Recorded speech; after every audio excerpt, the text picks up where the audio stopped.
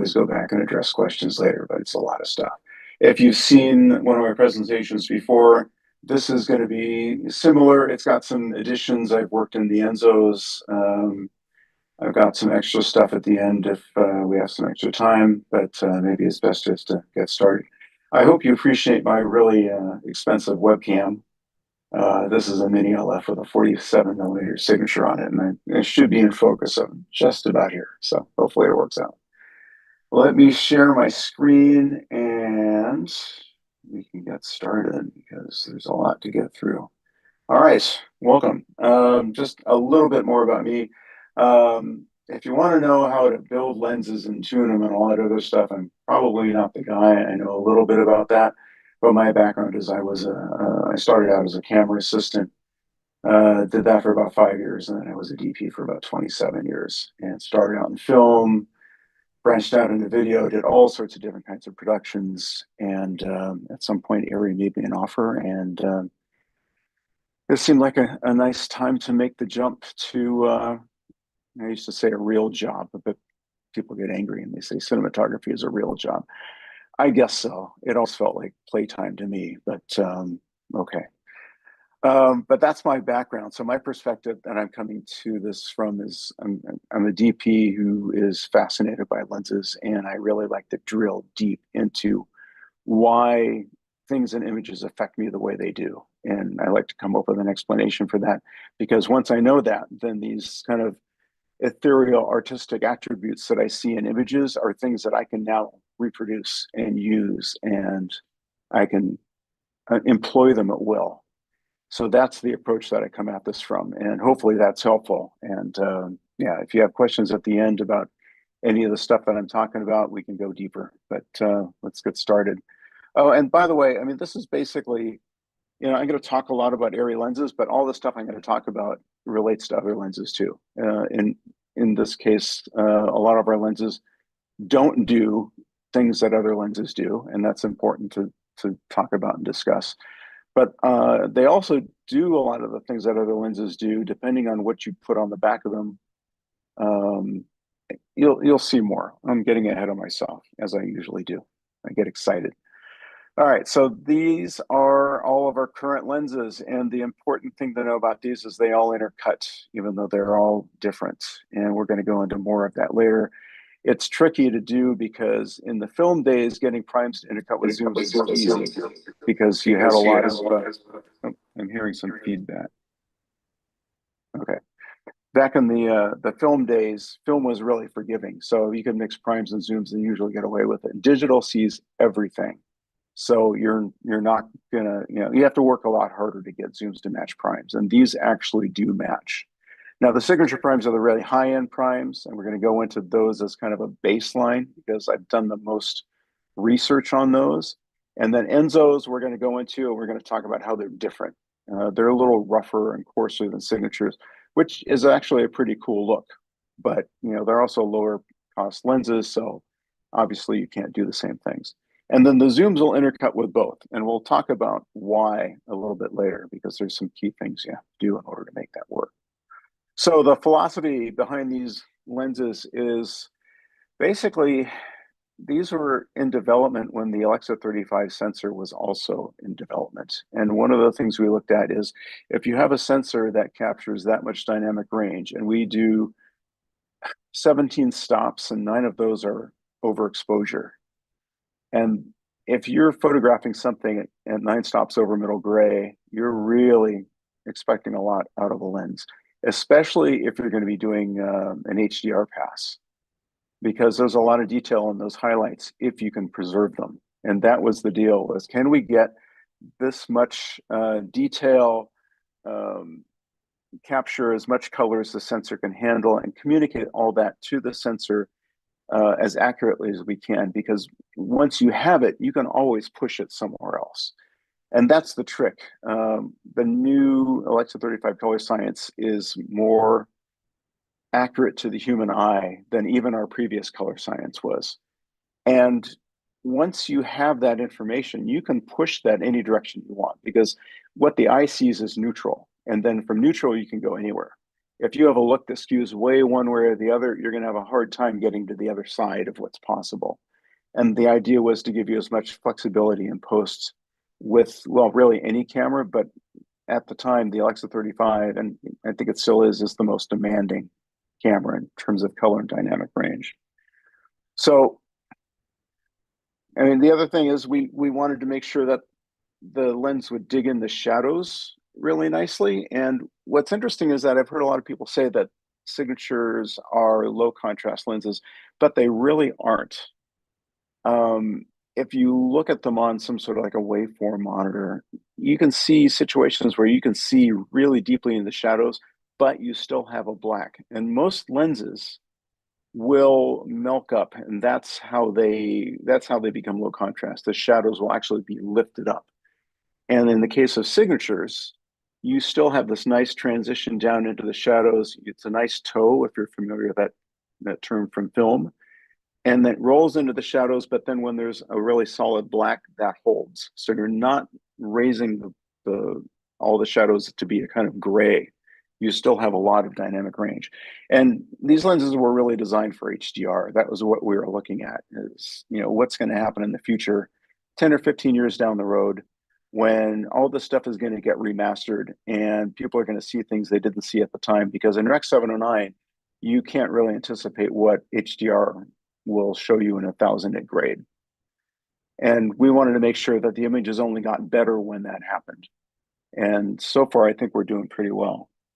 One of the tricks, we're going to talk about this later, but this is a 12 millimeter prime. This was from a shoot we did in Germany, and it was all 12 millimeter prime and Trinity, along with some other focal lengths. But we do a really good job with distortion, and we do a really good job with bokeh. We'll go into that more deeply later, but even here on a 12 millimeter lens, and this is pretty close to these actresses, but still, the fact that the background's out of focus on a 12 is pretty significant. And then the sun coming through between them, you'll see that little glow. That's something else we designed in, because we realized at some point, if you're panning across a really bright object in HDR, the object will appear to stutter. And that's not something the camera's doing. That's what your brain is doing. The brighter something is, when it moves, the sharper you see it, and it strobes. By adding a little bit of a soft edge, we can minimize that. And also, it just looks really pretty. But it doesn't affect the rest of the frame. For example, the sun's coming between them, but at the edges of the frame, I'm not seeing any impact from that. I'm not seeing lifted shadows or anything like that. So that was the other thing, is we wanted to let that bloom a little bit. We didn't want it to wash out the rest of the frame. And then we came out with signature zooms, and they look basically the same. There are some very subtle differences, but not much. The way they flare, the way they render skin, the color, the bokeh, which is really impressive, I think. I don't know how we match that between a prime and a zoom. The differences are really in chromatic aberration, which we'll talk about later, and a little bit of extra distortion, because zooms are always a compromise in some way. But I think we've done a pretty good job in hiding that. And then the Ensōs were intercut with both of these. They just have a little bit of a rougher, contrastier look, but more on that later. So focus breathing. This is something we worked on really aggressively, because the lenses that we make are generally designed to get out of the way. We didn't want to introduce too much into what the lens is doing unless you specifically want that effect. And I'll show you more on that later. But we just wanted to make sure that the artistry in front of the lens came through without anything in the lens itself kind of interfering with that. And this is a nice example that I shot a long time ago. So this is close focus on a signature prime. Close focus on any lens is going to be where they start to fail. If they're, when they start to fail. That's generally the roughest thing for a lens to do, is to focus really closely. So if we roll through focus, this is only about 2 feet, but you can see I'm not allowed to say there's no breathing, because there's some optical engineer in Germany who will say we can see it on a machine, but effectively there was no breathing. Now the Master Prime is really good too. And we learned a lot from working on the Master Prime. This is another common lens that's kind of out in the world. And as you can see, it breathes a lot, which is not unusual. You know, the native mode of working for a lens is to breathe. I mean, they just do that. You have to work very hard to prevent that. And usually the lenses become, in a way, mini zooms. You know, as all the focus elements move one direction, there's some other elements going the other direction to try to offset that. So it's a very complex thing to do. Signatures are really good at it. Ensōs are virtually as good. And the zooms are also really good as well. Zooms are, as I said before, they're a little bit of a kludge because they're trying to do a lot of different things. So typically what you do is you optimize the zoom so at the wide end, there's very little breathing. And then at the long end, if it's going to breathe, it breathes down there because when the background goes out of focus, that actually hides the breathing. So we're always, you know, there's compromises everywhere. And if we made a perfect zoom, it would be absolutely massive and nobody could afford it. So yeah, there's tricks to optimizing zooms that we exploit because, you know, at some point they do still have to be reasonably affordable. Although, you know, ARRI and affordability, you know, I know some people will complain about that, but there's a reason the stuff costs a lot. And it's generally because it all works together. And it's solid, it's reliable, and it looks great. And it's going to last a long time. We made Ultra Primes. Ultra Primes started in 1999. I think we stopped making them in 2018. And we only discontinued them a couple of years ago. They were insanely popular, but we make stuff that lasts. So resolution in skin. So there's a misconception that really high resolution lenses are sharp and unpleasant on skin. The opposite is actually true because sharp is something else. Sharp has to do with contrast and edges. High resolution is just how much detail can you deliver to the sensor. It doesn't describe the quality of that detail necessarily. And signatures are very, very, very delicate in how they render detail. And one of the shots that I use to kind of describe that or illustrate that is something I shot years ago. I was at a trade show in Chicago, and a friend of mine and I went around and shot using, actually, I think it was Sony Alpha still cameras with an LPO mount and signatures. And we just ran around and grabbed stuff. And this image is, I think, is really interesting because if you punch in a little bit there, we turn on my little laser pointer mouse here, you can see just how much subtle detail there is in there. Now, hopefully you can see this on the feed because I don't know what the quality of the zoom feed you're seeing is, but I see so much texture in here. I can feel that stone. I can feel it over here. I can feel this subtle transition of light under this little ledge. There's so much detail in terms of tonality and color in the shadows and subtlety of color on dark objects. And it's almost like being there. And that's something that I really like in lenses. I mean, not for everything, but I like to see images that make me think, you know, if I was there, I would see this. But because it's in an image, you know, that I'm looking at, I'm actually seeing more and looking at details and saying, yeah, if I was standing there and I paid attention to that, that would be really interesting. Now, in moving images, there's usually a lot going on. In still images, you can take your more time and kind of look around the frame and see what's going on. But I really like images where there's a lot of subtlety. Now, this next image I think is really cool because this was captured by a gentleman in Australia who made his own 9K camera. This is a 125 millimeter signature prime at T4, and let's zoom in, just a little bit. And that's where we can go. So that's how much detail this lens is picking up. Now, that doesn't translate into sharp, ugly. You know, when I talk about lenses, I usually say that signatures are natural. They're not sharp. They're not soft. Because sharp and soft are deviations from natural. When I look at an image and I say that's sharp or that's soft, that means it's not the way my eye sees it. And with signatures, we really try to go for the way the eye sees something. So I think the best description I've heard of signatures was one DP who said, they're like looking through a beautiful window. And that sums up my experience exactly. Now, of course, you know, we've got zooms. This is the long end of a 65 to 300 zoom. And it's basically the same look.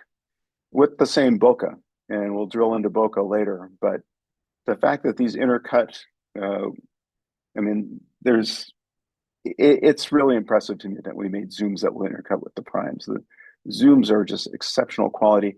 I went and saw Long Legs in a theater. That was shot on Signature Primes and Signature Zooms and on a huge screen. And being really familiar with the lenses, the only way I could tell one was a zoom and one wasn't is that the shot was actually zooming.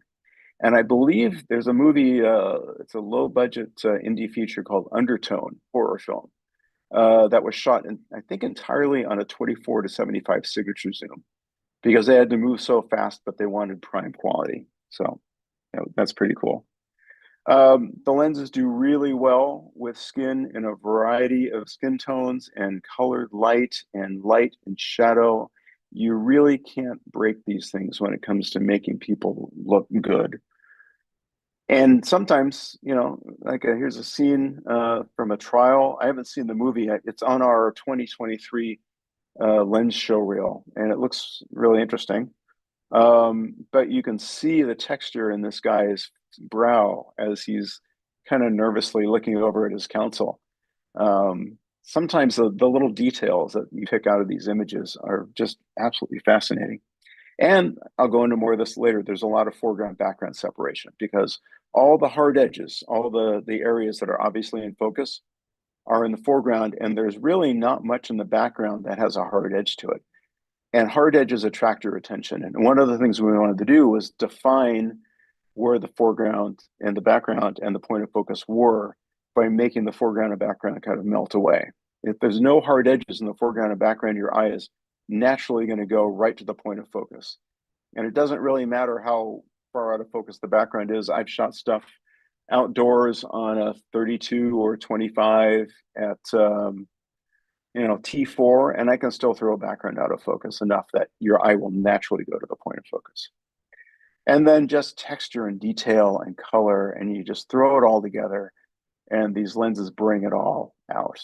It's interesting. There's a number of commercial DPs. These are really popular lenses for fashion and commercials. And they all talk about how once they get this image through these lenses, they can really push it around in post to the point where they can almost make it, I mean, they can go in any direction they want, which is really interesting because I'm not used to thinking of a lens that way, but I've gotten this feedback from a number of commercial DPs that once they have this in the can, they have a lot of range. All right, let's talk a little bit about color. Of course, ARRI is all about color. And we really wanted to focus on the Alexa 35 sensor in terms of color and dynamic range because we rewrote the color science for the Alexa 35. We're doing math that nobody's ever done in a camera before. And it's the most visually accurate that I've seen. So if I take a monitor outdoors, like a Sony X310, like a really high-end post monitor, and you do it outdoors because the white point of the monitor and the white point of the exterior are basically, they're very similar. And if I look at an image through a signature and then look at the monitor, I see colors that are basically the same to my eye. And I've never seen that in a camera before. But basically, we really wanted to bring through all that subtlety and all that detail that the camera can handle, because otherwise, you can throw it away in camera. And I know there are a lot of DPs who do that because especially in commercials, that's the only way you can really bake in a look anymore. Because then this was happening when I was shooting commercials. The footage would disappear and I would see the grade when it got on the air. I wasn't really involved anymore. And it's really unfortunate that commercials have gone that way. But, at least if you want, you can bake in a look. And there's a lot of range to do that with signatures. I'll show you that in a little bit when we get into the rear attachment portion of the presentation. So this is something we shot. If you want to go online and look at YouTube, it's called Zoom Around New York, and we took the 16 to 32 and 65 to 300 signature zooms out, and we just worked with these two models who were really good friends, and it was a great situation because I'm a DP, I'm not a director, so I could basically just wind them up and let them go. Hey, do something, have fun here, and they started teaching each other dance moves, and I just worked the zooms in and out. And it was really interesting because as the sun went down, I saw more and more color. And looking at it later, it's really interesting to see all these different subtle colors that are coming through in the background. It looks like a watercolor painting with two people standing in front of it. So, we worked, like I said, really hard to make sure that we passed as much color as we possibly could. And there are some lenses that I look at, and they're usually on the cheaper side where I feel something's missing. And I haven't been able to quantify that. But, just visually, you kind of have this sense that I'm not seeing everything I could see. But signatures, we worked really hard to make sure that we passed as much information as we could. Now, one thing to show you, so this is a Master Prime. So we worked with Zeiss for a long time. And when we made these lenses, we kind of went a different direction. We went to a different manufacturer, not because Zeiss does bad work, because they don't. They do great work. But we pushed these lenses in a different direction that was so extreme that we actually went to a company that didn't make cinema lenses at the time. Just because the specs were so out there, we wanted to make sure that we got what we wanted. And they just said, oh, give us the specs. Yeah, we'll make it. And they did. And everything turned out perfectly. But Zeiss lenses are really good references for neutral. So this is neutral. This is a signature. And if you didn't see the difference, let's put them side by side. So I don't know. Master Primes may or may not be still be made this way, but older lenses, and I think even some current lenses, can use leaded glass. There's portions of Eastern Europe that still allow you to work that way. Leaded glass solves a lot of problems in lenses as far as chromatic aberration, and it's a great material to work with. We didn't want to work with leaded glass because for these lenses, we wanted to be as ecologically sensitive as we could. And, even if you're working with leaded glass, you can do it safely, but it means the workers are dressed up in bunny suits and there's waste and things like that. So we found another kind of glass that works the same way, but it has a little pop of warmth to it. And when we tested it against skin tone, it worked really, really, really well. And here's some other examples. So there's the Master Prime on the left, and we've got a Signature Prime on the right, and that's the difference. So both are perfectly usable images, but you can kind of see, turn on my laser pointer here. And all right, so the wood here, it's neutral to a little cool. It pops with a little bit more warmth here. I see a little more subtlety. I mean, the green of the hill looks pretty good here. I see a little bit more subtlety here in terms of the variety of greens that are coming out in all this greenery here. And the sky is a little bit different too. So this is a valid sky, but typically when I look out a window and I look just by eye at a really deep blue sky, I see a sky that's a blue with a little bit of warmth to it. So it feels like it's a deeper blue somehow. It's not magenta, but it's just got it doesn't have this greenish blue quality. It feels more like a warm blue, if that's a thing. And that's what I see here. And I think that's really interesting. All right, let's move on to exposure. So early on, I shot a bunch of tests where I lined up a bunch of lenses and we shot the same model in front of the same background. By the way, I should show you that blue face in the background. Remember that? That's going to come back later. We actually painted over that. That was a set in our studio in Burbank, and I really liked it, but enough people hated it that we ended up turning it into something else. But it's a really interesting reference, and that blue face is going to make a difference later. So right now, let's just look at the exposure here. I lined these up, and I wondered why the Signature Prime was brighter. Like, how do you make a lens magically brighter? And I kind of asked that of the R&D team in Munich, and I didn't really get responses until I sent them this. And they said, okay, now we know what you're talking about. It's not that this lens is brighter, it's that the other lenses are darker. And that's a thing. Apparently, T-stops are set looking through the center of a lens at infinity. But when you focus closer, you can lose exposure, and most lenses do this. Signatures, Ensō's signature zooms do not. And that was interesting to find out. And I had never noticed this before either. I shot for decades, but I never noticed that on close-ups I was losing maybe a half to two-thirds of a stop. But that's the way it works. Now, you don't have to trust that image. I actually set up a little test where I covered the map box with typing paper and put a sky panel behind it to make it as flat as I could. And Lens X, I can say now, is an ultra prime because we don't make them anymore. But this is what an ultra prime does if you focus from infinity to 6 feet at T4. And the signature prime doesn't do that. And the only reason I knew the ultra prime did that, the only reason I thought to look was because the signature prime didn't. And I feel kind of, feel a little weird that I was so clueless about that for so long, but at the same time, it's just incredibly fascinating that there's so much to lenses to learn. And of course, I don't always trust my eye, so I went and I looked at the waveform, and yes, there is definitely a difference. It works out to be about two-thirds of a stop, and it's most noticeable when you're on the longer focal lengths. You'll still see it on, say, a 32 or 25, but you have to focus a lot closer. It's usually, say, 40 millimeter lenses at 6 feet or 2 meters ish. And then the longer the lens is, the more obvious it'll be, the faster it'll show up. Okay, let's go into bokeh. This is my favorite subject. I love this image because I shot this on a beach and there's so much detail in that little pebble, and then it just melts away.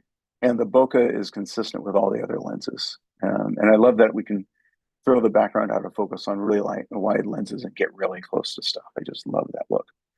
But there's a reason why this works. So let's talk about spherical aberration. Spherical aberration basically says that light coming through the center of the lens is going to focus on one point, and light coming through the outer edges of the lens is going to focus preferably at that same point. But that doesn't always happen. And if you have a lens that doesn't have any aspherical elements, you can't solve this problem. So you're going to end up with a lens that is either overcorrected or undercorrected. And basically what that's saying is, are you focusing the outside edge of the lens in front of the point of focus or beyond the point of focus? And they both have different looks. And you've probably seen that the shape that I'm showing here in lenses that go out of focus. And that's where you're going to see spherical aberration generally the fastest. If a lens is really pretty well corrected and there's no aspheres in use, you're probably going to see this in the background before you notice it on a face. But once you know what to look for, you can see it on a face. Spheric signatures are, got a little ahead of myself. So you always have these two traveling together. If you have that donut bokeh in the background, you're going to have what I call the halo in the foreground. And if you have the halo in the background, you're going to have the donut in the foreground. So they flip depending on whether the lens is overcorrected or undercorrected. Now, the labels here refer to what you'll see in the background. But like I said, if you see that donut in the background, you're going to see the halo, the soft center that bleeds off in the foreground. Signatures try to do this, and we are very, very, very close to being perfectly corrected. But if you put them on a lens projector, what's interesting is when you roll out a focus on a lens projector, if you go, typically depending on how well the lens is corrected, you'll see one direction, you'll see the charts, the lines, the patterns on the lens projection go very, very soft in one direction. And then if you go the other direction, they'll have a harder edge. And what you're seeing is that undercorrected, which is the softer edge, and the overcorrected, which is the harder edge. Now, if you look at signatures, generally I see beyond the point of focus, I see the soft side. And that means that we're going a little bit undercorrected, which is what portrait lenses do. Old portrait lenses were totally undercorrected spherical aberration. And I'll show you more detail later, but they have a very distinct look that makes faces look phenomenal. And we can introduce that in a signature lens by putting an optic on the back. And this is the optic. We're going to talk more about these later. For signatures, we have impression V filters. For Ensōs, we have Ensō vintage elements because they work slightly differently, but they basically do the same thing. But they introduce these attributes into these lenses. So you're not stuck with one look. You can actually almost tune these on set. Now, this is kind of an interesting example of what the effect is. For from that spherical aberration. So here's an Ensō Prime, which is, we can see that donut in the background. So that's overcorrected spherical aberration. And my sense is that lens designers did this in the past because at the point of focus, it delivers a sharper looking image than undercorrected, which is why all the portrait lenses are undercorrected. We'll go into that a little bit more later. But what's interesting is, even though you can see in the highlights, you can see that donut texture. And here, I'll turn on my little laser pointer. You can see all this texture coming through, all these hard edges. And it's interesting, but I think of it as a busy frame because there's lots for my eye to kind of look around and check out. Because once again, our eyes are attracted to hard edges. But what's really interesting is the mailbox, because I can still read US mail 304 on that. If I go over here to the signature, I can't make that out at all. And the hard edges here are not halos or they're not hot outer edges. They're just where the edge transitions into an area of contrast. And it's interesting because there are some very well corrected lenses out there that have very smooth bokeh, but they have a harder edge. And because signatures are just a little bit undercorrected, this edge has a nice softness to it. We're doing everything we can to eliminate hard edges back here. So if you want something to go out of focus, even if you're outdoors, you can do it. And here's an example. The same shot at T4, all of the text on the mailbox is much, much, much sharper. And we're still seeing a really nice softness on the Signature Prime. And that's the difference that spherical aberration can make. And it's really significant. There's a number of things that work to make things roll in and out of focus more or less. We'll go into more of this later, but it's a really fascinating topic. All right, just to make this a little bit more obvious how these interact, I took a distortion chart, which you use for mapping lenses for VFX. And what I did was I shifted it. And then I put a bunch of lenses on it. I just focused in the middle and I watched how they rolled in and out of focus, near and far. And this is the result of that test. Signature Prime is at the top. Let's see, lens X, I think I can say now, was an Ensō Prime. Then we have a 50 millimeter Cook Speed Panchro rehoused by TLS. I shot a lot with these when I was a DP. I had about a year when I went crazy with Cook Speed Panchros. They were a lot of fun. And then lens Y is a lens that it's a custom lens by ARRI Rental that they had heavily, heavily, heavily tuned. And it's really fascinating to look and see how that depth of field shifts with, in this case, these are all overcorrected for spherical aberration, which a lot of wide lenses are. Longer lenses will tend to be undercorrected because I think the expectation is they're going to be used for close-ups, but there's some variation in this. But most of the wider or normal focal lengths that you'll find in vintage lenses are overcorrected. Now, if we see that this checkerboard is getting sharper on the right due to overcorrection, then on the close end, we should see the opposite, and we do. So you can see how they get progressively softer as the lenses are more and more overcorrected for spherical aberration. And this is not just sharp and soft. This is your actual depth of field. And I'll show you more later about how the depth of field shifts when we add some of these rear optics that we make for signatures and Ensōs. But overall, what we want to do is we want to have a subject that's not sharp, but clear. And we want to pull them out of the background. I mean, my eye knows exactly where to go. There's a bush on the left side of the frame that's sharp, but everything, other than the guy is just kind of melting away. And that's really what we were going for.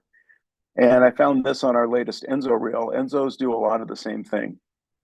And this is a really fun little shot because you can really see how stuff goes in and out of focus and how your direction gets directed to the point of focus without really being aware of it.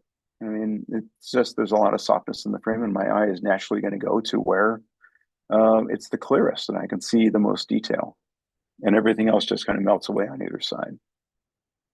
So, if you have a situation, especially where you have busy backgrounds and you want to pull subjects out, this works really well. And from this same shoot, so they went out, and I think they went out with the 12, the 15, and the 280. So this is the 280, but then we go, I think this is the 15.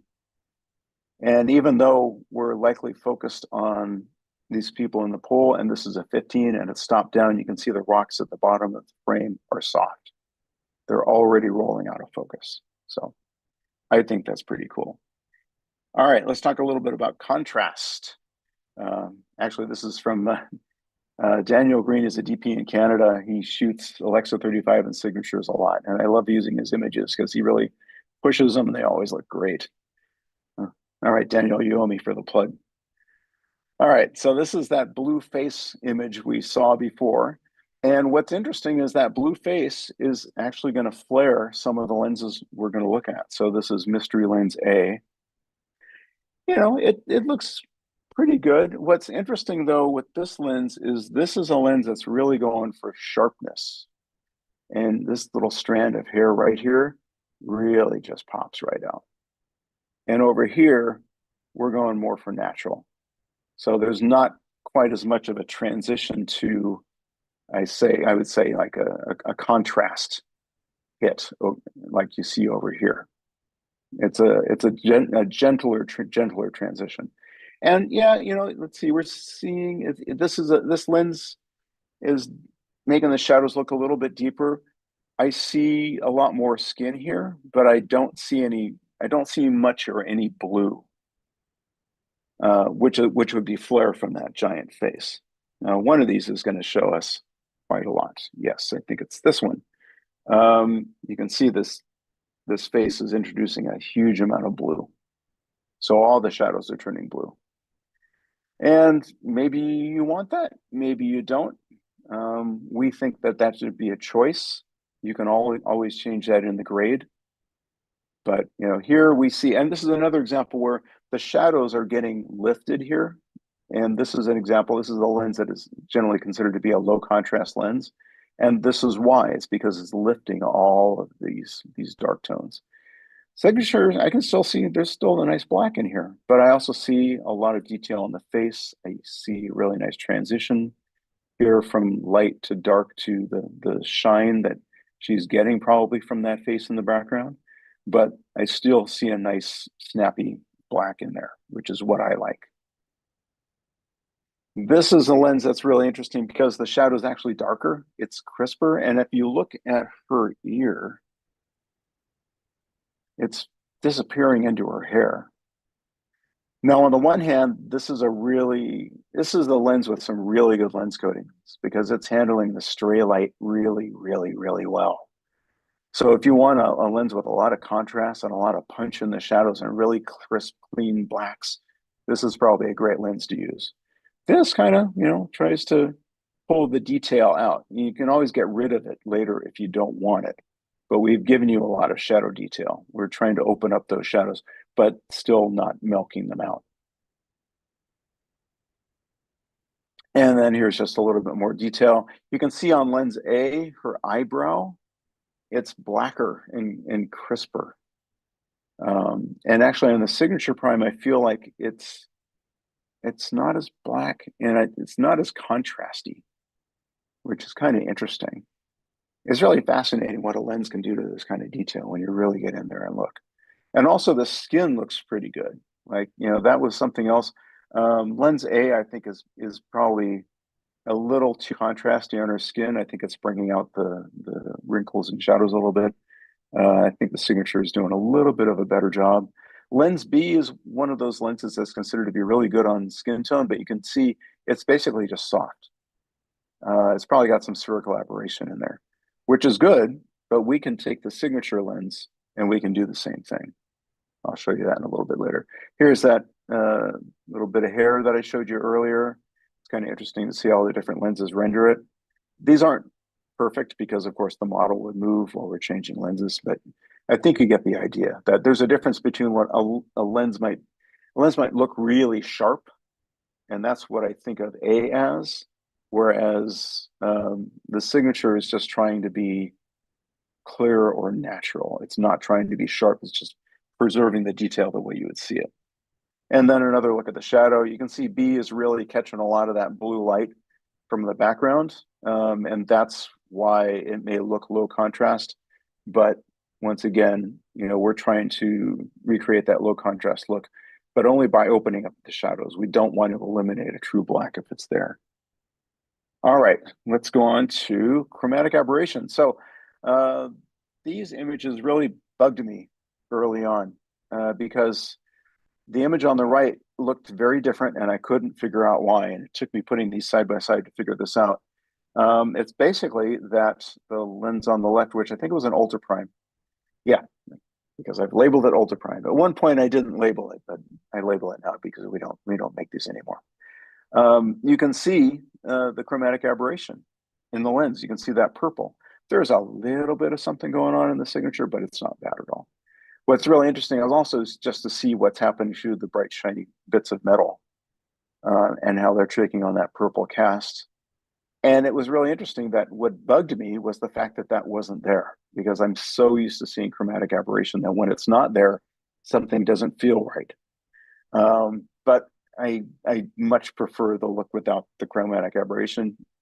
If you like chromatic aberration, you have lots of choices. If you don't like it, fewer choices.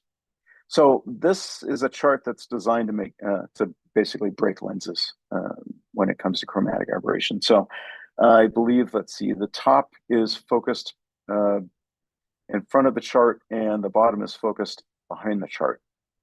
And you can see lens A, that's the really sharp lens we looked at earlier. It's got a lot of chromatic aberration and the colors are not ideal. There's cyan and magenta. You also see cyan and purple. Sometimes you see red and cyan. To me, it always reminds me that I'm looking at a lens. So I'm not a big fan of that.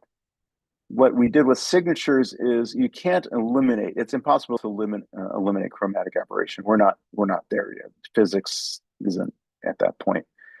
But what we can do is we can change the color and make the colors look warm and cool, so that they're colors that you see in nature anyways, because we see warm and cool everywhere all the time. So that's kind of how we hide them. We make them less distracting. Distortion. This is a 12mm prime. I think we did a pretty good job with it.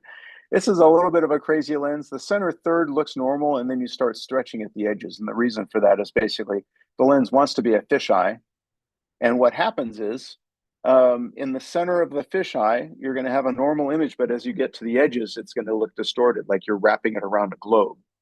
And the way you fix that in a lens, if you're going to fix it, is you flatten those edges out. And you basically take, if it's like a ball of something, you're basically trying to fill a square frame and you're pressing it out. And those things at the edges are going to get smeary and they're going to get stretchy.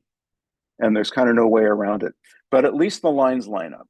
And that's what we're going for. So if you're shooting architecture, you can get nice, clean lines. Now, this is a funny story. I tell every time I do this. I was with the previous product manager, and we were in New York for something, and we were running around with a still camera shooting stills. And this is a 15mm prototype. And at some point, the product manager yelled, "Stop, look where the lens is." And I was about to drive the front element of the lens into that piece of wood because I couldn't tell where I was. Normally you can tell from distortion and some other depth cues that you're right at the limit of what the lens can do. And in this case, I had no idea. I was just going to go right through that piece of wood. Now, that's kind of fun when you're doing a shot like this. We shot this years ago on a beach out here in California, and that's the shadow of the lens. And we are 19 inches or 48 centimeters from the sensor. And everything looks just fine. And the focus roll off looks great. Even a wide lens up close, you're going to get the same bokeh as a long lens from a long way away. And that means you can do shots like this, and people don't look so crazy. And you can throw the foreground and background out of focus. I'm guessing, I don't know if this is the 12 or the 15. I'm going to guess the 15. The 15 signature became really popular in music videos for a long time because you could get really close to someone and force the background perspective, and the person looked great. So it was, it's still pretty popular. All right, let's touch on flares. We worked really hard on flares, and the flares, like I said, if you're wide open, they're going to have this little glow. But if you look at the edges of the frame, you're going to see that the blacks are holding up really nicely. Now, as you close down, you're going to get a bit of a starburst. And so at 11, you're going to see all of this. And we saw that a little bit on that Chicago sign that I showed you earlier on, where I think it was a time exposure on a tripod, a still camera at like, I don't know, T11 or something like that. But yeah, as you move from one to the other, you kind of transition into the starburst. It's kind of an interesting look. And once again, even on this, and this is definitely the 12, and you can see how stretchy it is at the edges, but it's not doing a lot to the other side of the frame. And on a wide lens like this, that's really difficult to do. This is probably the worst case scenario. With the sun in the shot, it's going to milk up maybe a quarter of the frame, and I don't think you're going to see this extreme look on any of the other lenses. But then you get to do stuff like this, where you've got the sun in a part of the frame, and you've got something on the bottom, and the thing on the bottom is silhouetted by the reflection of the sun in the water. And this is hard to do on a lot of lenses. Here's another example. This is from a fashion commercial. And this is on a zoom. I don't know if the previous one is on a zoom, but this is definitely on one of the zooms. It might be the 45 to 135. All right, so let's talk a little bit about Ensōs. Ensōs are hard to talk about because they are a different look, but if you just look at them side by side, you don't always see it. You have to work with them. And that's the thing I've heard from several DPs when early on we gave them sets and say, go out and shoot with these. And these are DPs who are used to working with signatures. And they said, yeah, at the beginning of the day, they looked like signatures. And by the end of the day, they had a completely different personality, and I got it. And basically, they're a rougher look, but that also gives us some flexibility. Now, the name Ensō comes from, the tagline for this is creative flow. And that's basically how this word translates. It's loosely translates into the idea of unfettered creativity. You're in that peak flow. You're not thinking about the tools you're using. You're just creating. And that idea came from this shot. I shot this I'm going to butcher the pronunciation. Bad Tools. It's a little village, beautiful little village, and we were along a riverbank, and I shot the image on the left with these people having a picnic, and they can kind of looking over at me like, what's this guy doing? And then I panned over to a tree and got this at close focus. So I was able to go from this shot on the left to the shot on the right, and all I had to do was pan and rack focus, and that was it. And we kind of started thinking about this in terms of, sometimes at the end of the day, when the sun's going down, you throw on a 32 or a 35 and you just grab shots as fast as you can. And with these lenses, you can go anywhere from something on the horizon to tabletop. And actually, speaking of tabletop, that was where we first got the images, because the close got images that we use from these lenses, these have exceptional close focus. And there was actually, we had an office in Blauvelt, New York, and across the street was one of the world's most famous tabletop DPs. I think his name is Michael Schramm. So we basically walked these across the street and said, you want to try these? And he did. And then we started getting a lot of phone calls. Hey, what are they doing next week? Hey, what are they doing? So he gave us a lot of footage early on. I don't know if that was his. This is from someone else, and this actually has one of the rear optics on it. This is from a pilot for, I think it's an Amazon Prime cooking show, and they actually used the rear optics a lot to soften the image. More on that later. All right, so I'm going to describe these. Ensōs hold focus longer, and there's a couple of reasons why that happens. They do have more astigmatism, which can kind of screw stuff up at the edges of the frame, but in some ways it can also make depth of field hang on a little longer. They also have a different cat's eye, and the illumination fall off from center at wide open is slower.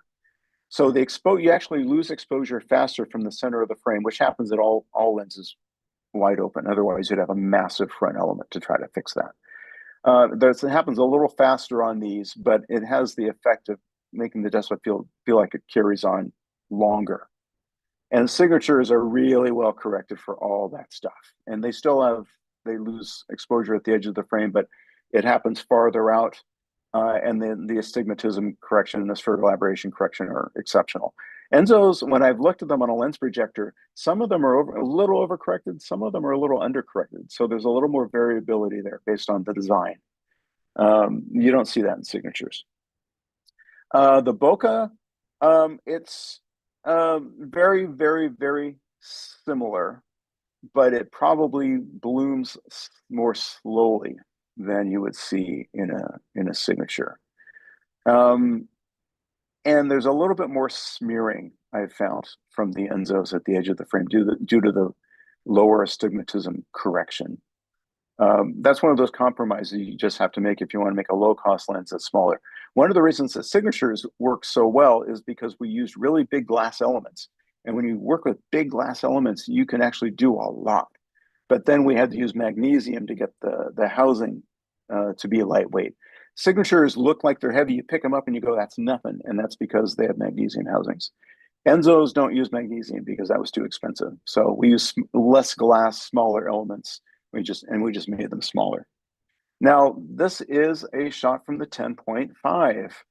I wish I had taken a picture of this on my iPhone when we shot it. The front element of the 10.5 is a couple of inches from that headlight. So it's pretty cool. And you can see the distortion correction and some of the astigmatism smeariness on that tree in the background. And it's really interesting, just to see you can have a 10.5 lens, put something at close focus.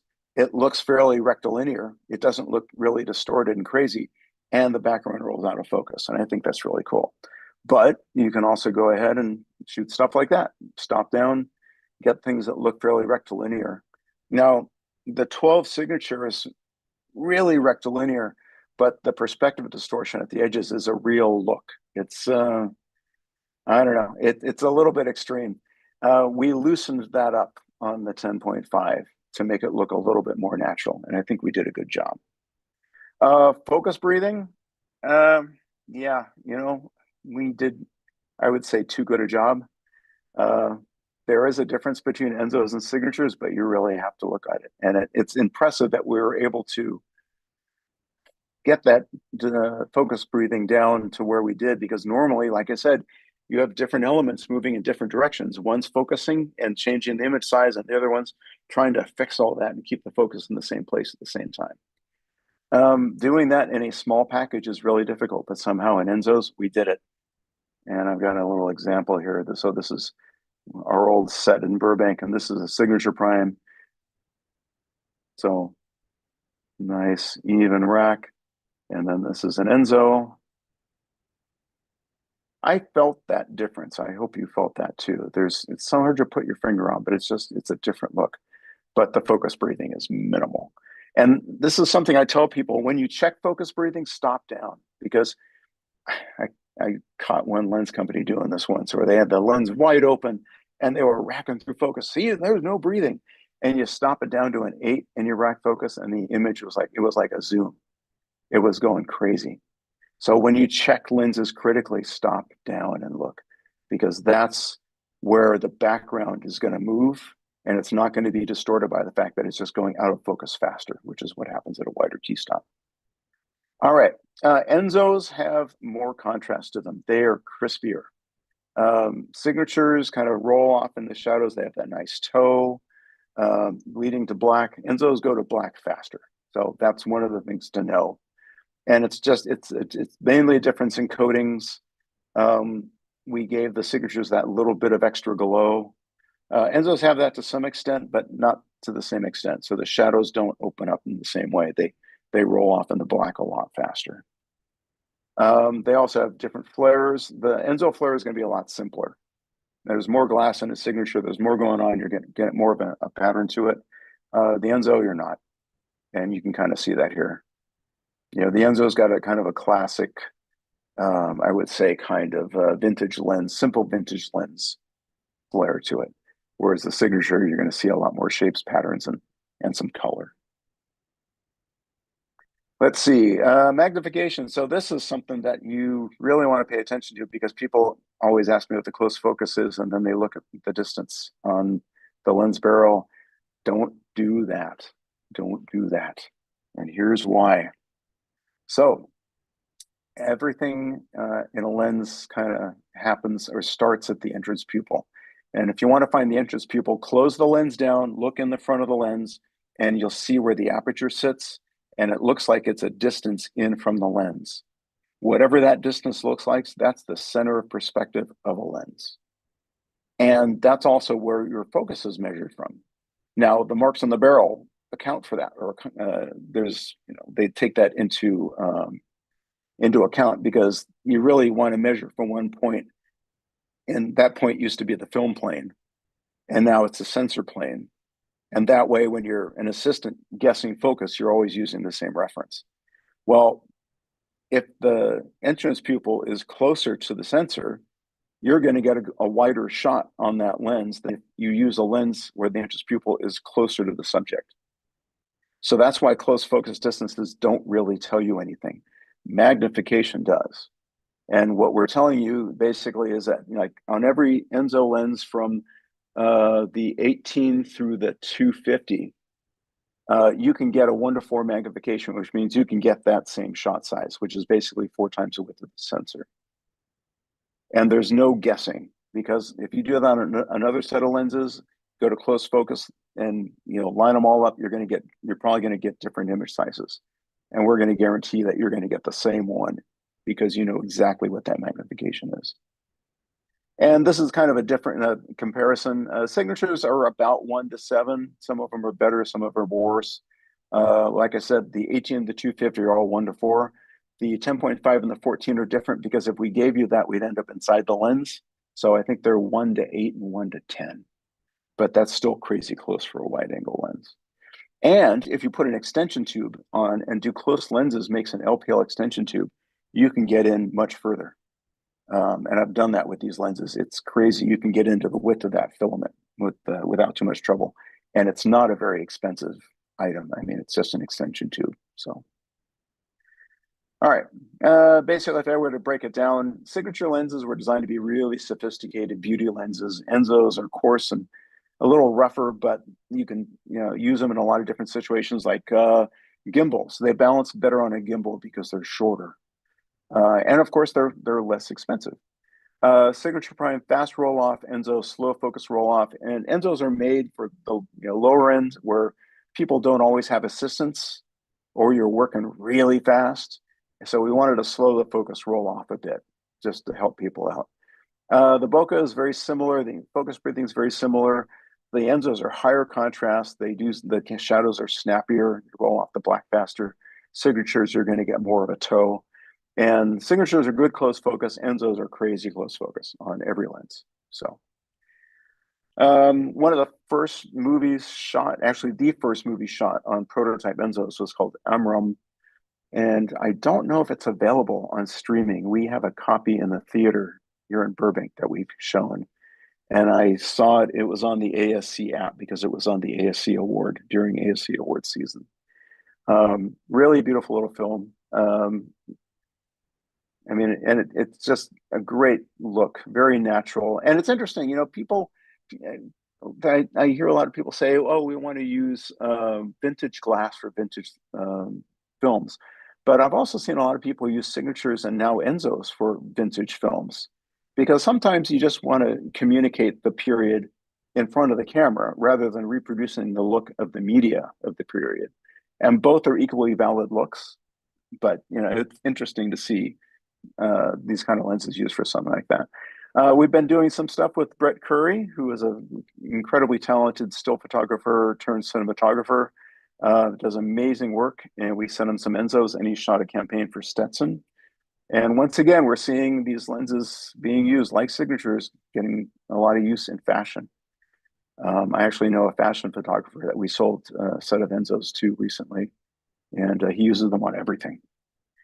Now, I want to show off our 250 because the 250 Ensō comes with 2 extenders, same price, 2 extenders. There's a 1.4 that turns it into a 350, and there's a 2x that turns it into a 500. And they are crazy. They are not simple. They won't work on anything else. They have multiple elements. I know the extender for our 280 signature had 12 elements in it. I'm assuming the Ensō isn't that complex, but it's still pretty complex. To the point where I can focus on this seagull at the end of a pier from I don't know how many feet, hundreds of feet away, and pull out his eyeball. Maybe I should say that differently. I can see his eyeball is very crisp. So that's an incredible amount of detail shooting through a 2x extender at that distance. It's really impressive. Now, I showed you earlier, I used that mailbox as an example. I love using text because when we look at text, our brain processes it differently. And to me, it's easier to say to myself, that's sharper, that's softer. So I like shooting things with text because they force my brain to look at it differently. So that's the 250 at T4. Here's the 1.4 extender, and I changed the shutter so I could get the same stop because I wanted to see how they compared. Looking pretty good. And then here's the 2x, which is pretty crazy. I'm not seen a 2x extender that good in a long time. It's really impressive. So if you get a chance to play with it. What's also interesting is when you use the 2x extender on this lens, the magnification actually drops to 1:3. So it's actually better than all the other Ensōs, which is kind of an interesting optical trick. All right, so now let's get into the rear optics. Sorry it's taken me so long to get this far. I'll try to pick it up a little bit, but this is the really interesting stuff because we can change the look of these lenses significantly just by putting another optical element on the back. So what are we doing? On the back of every signature and Ensō lens, there's a net holder. It's a black ring. Some people don't notice it's on there, but it's just magnets. And it's designed so you can stretch a net across it, stretch a rubber band around the net, trim it. And it's just an old-fashioned trick for putting diffusion behind the lens. So we thought because our roots are in film that we would put that on a lens and kind of try to bring that back. But then we started putting optical elements back there when we realized how much we could do because these lenses, I describe them like race cars. You know, if you get into a race car and you mess with the engine, you're going to screw them up pretty fast and the performance is going to drop. But if you put speed bumps on the track and leave the engine alone, then you can really change how the car performs. I don't know how good an example that is, but that's the way I think of this because there's so much going on in these lenses that we put one piece of glass on the back, we can really change how they look. Now, even though these aren't simple diopters, they start as diopters. So that's how the numbering system works. So in the signatures, we've got it like a 290, that would be 2.9 diopters. And the P is positive. So we got a 290 P, and then we have, I forget what the negative one is. It's on the next slide. Let's go to the next slide. Okay, so positive is the undercorrected spherical aberration look. So it gives things a kind of a glow and it makes skin look really amazing. So if you want a really obvious cosmetic effect, this is the way to go. Now, sometimes people will use these the same as you would diffusion. You use a lighter diffusion on wide shots because otherwise you're going to fuzz out the detail in the back very quickly. But when you're on a close-up, the detail is much closer. You know, you're seeing more of it, so you would go with a stronger diffusion. Some people work the same way because the strong filters on a wide shot can be a little overwhelming. But I also know DPs who will put the strongest one behind the, they'll put it in the beginning of the day and never take it out. So there's different ways of working. Actually, I know another guy. So I'm getting ahead of myself again. So the negative filters are overcorrected. So this is the classic soap bubble or donut bokeh look. And it softens, but it doesn't have that same glow. And I met a DP a couple months ago who said that he owns a set of signatures and he shims them for negative and never uses anything else. Now, the only reason you would shim these is because basically with the positive filters, we can bring the focus back to the sensor. So when you put glass behind the lens, all your focus marks remain the same. And that doesn't normally work that way. Normally, anytime you put glass behind the lens, you change the focus. We figured out a way to bring it back for the positives. For the negatives, we can get them all to focus in the same spot, but it's about 2 millimeters behind the sensor. So we need to shim the lenses by 2 millimeters. Now, you can use them without the shim, and a lot of commercial DPs do, and it's actually a stronger look, but the focus marks are going to be screwed up. Infinity will come up at 2.5 feet. You won't get the same close focus. Your close focus might be pushed out 6 inches, something like that. The assistant is going to have to do it all by eye. In commercials and music videos, that's not a problem. Features and TV, it's a problem. But that's why shimming them will bring the focus back.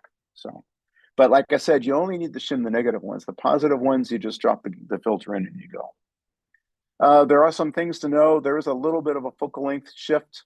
You'll see that on the slides coming up, and that's unavoidably because it's a diopter. You're magnifying the image to some extent, even though we're doing more than a diopter normally would. And there are subtle exposure changes, but it's a quarter stop either direction, so it's not a big deal. All right, so let's start off looking at the positives. So on the left, and there's a little bit of a film grain look on this. Our senior colorist in Munich worked on these, and he added a little film grain texture, and I think it's a nice little look. But on the left, no filter. On the right, it's the 330p, which is the strongest cosmetic filter. And you can see there's a little bit of a glow. And also, if you look at the background, and we're going to talk a lot about this, this edge, a lot softer here. This detail and this detail is much softer over here.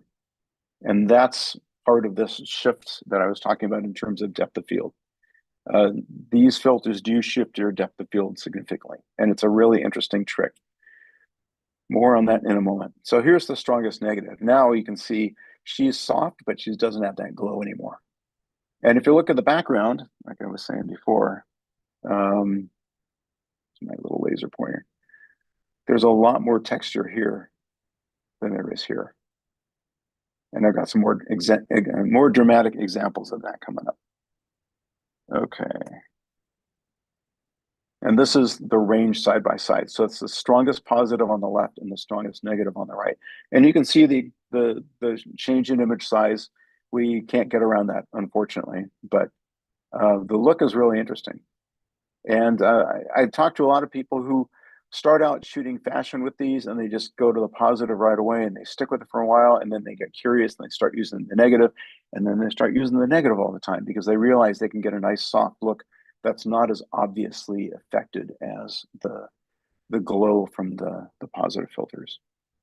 But there's a lot more going on, so let's get into that. Once again, donut, halo. My colleagues in Germany have different words for these, but they call the one on the left the soap bubble, and what is the one on the right? The Christmas ornament, Christmas ball. But the idea is that the donut has the hot outer edge in the dark center, the halo has the hot inner, hot center, and then the soft outer edge. Now, this is the signature look, and basically you'll have the same look on basically on either side of the lenses. Like I said, if you really look for it, you'll see a little bit of extra softness in the background on a lot of the signatures, but generally the bokeh is very even on either side. And this is what the negative and positive filters do. The negative filters, like I said, overcorrected. So you got the donut in the background and the halo in the foreground. Positive filters, undercorrected spherical aberration. So you've got the halo in the background, the donut in the foreground. And like I said, these always travel together. So if you have one in the background, you're going to have the other one in the foreground, and there's no way around it.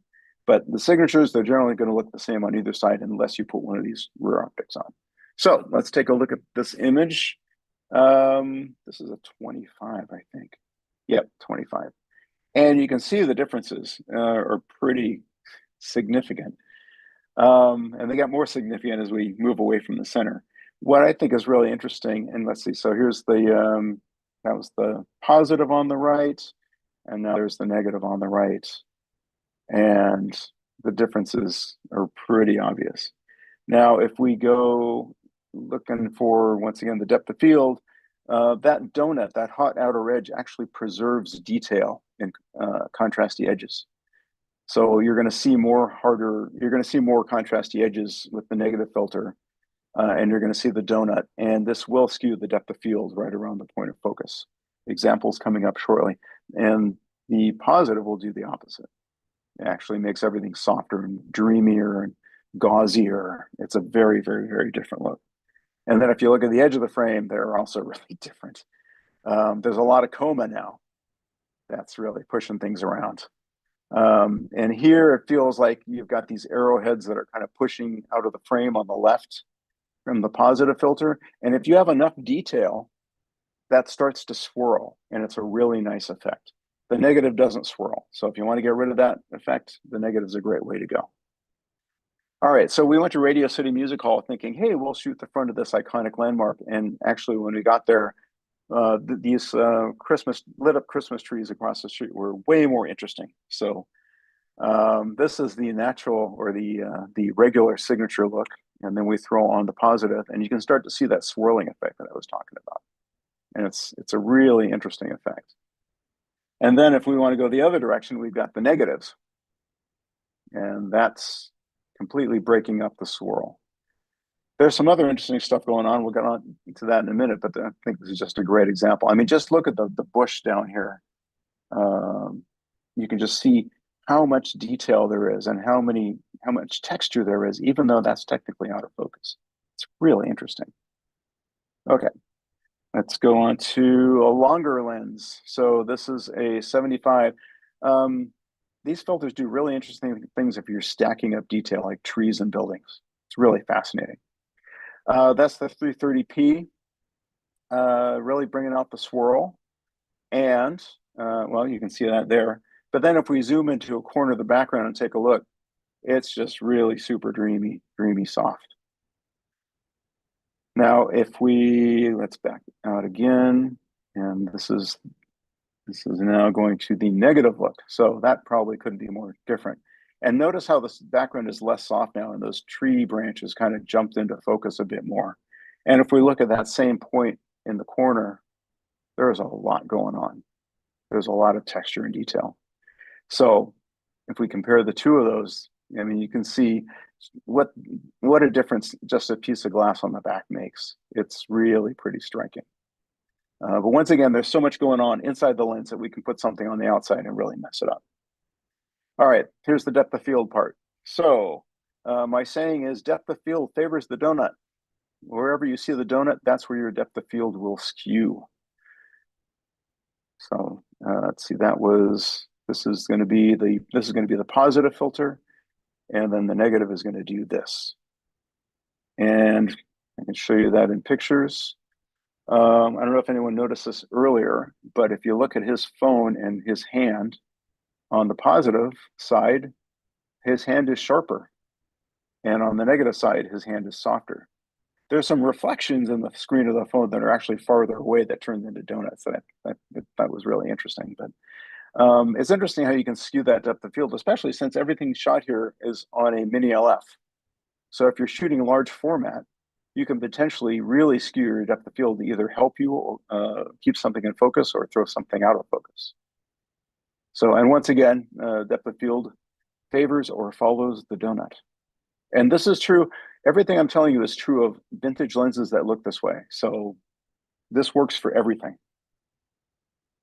All right, so no filter. And then let's go to the positive, which is going to soften the background and make the guy look a little sharper.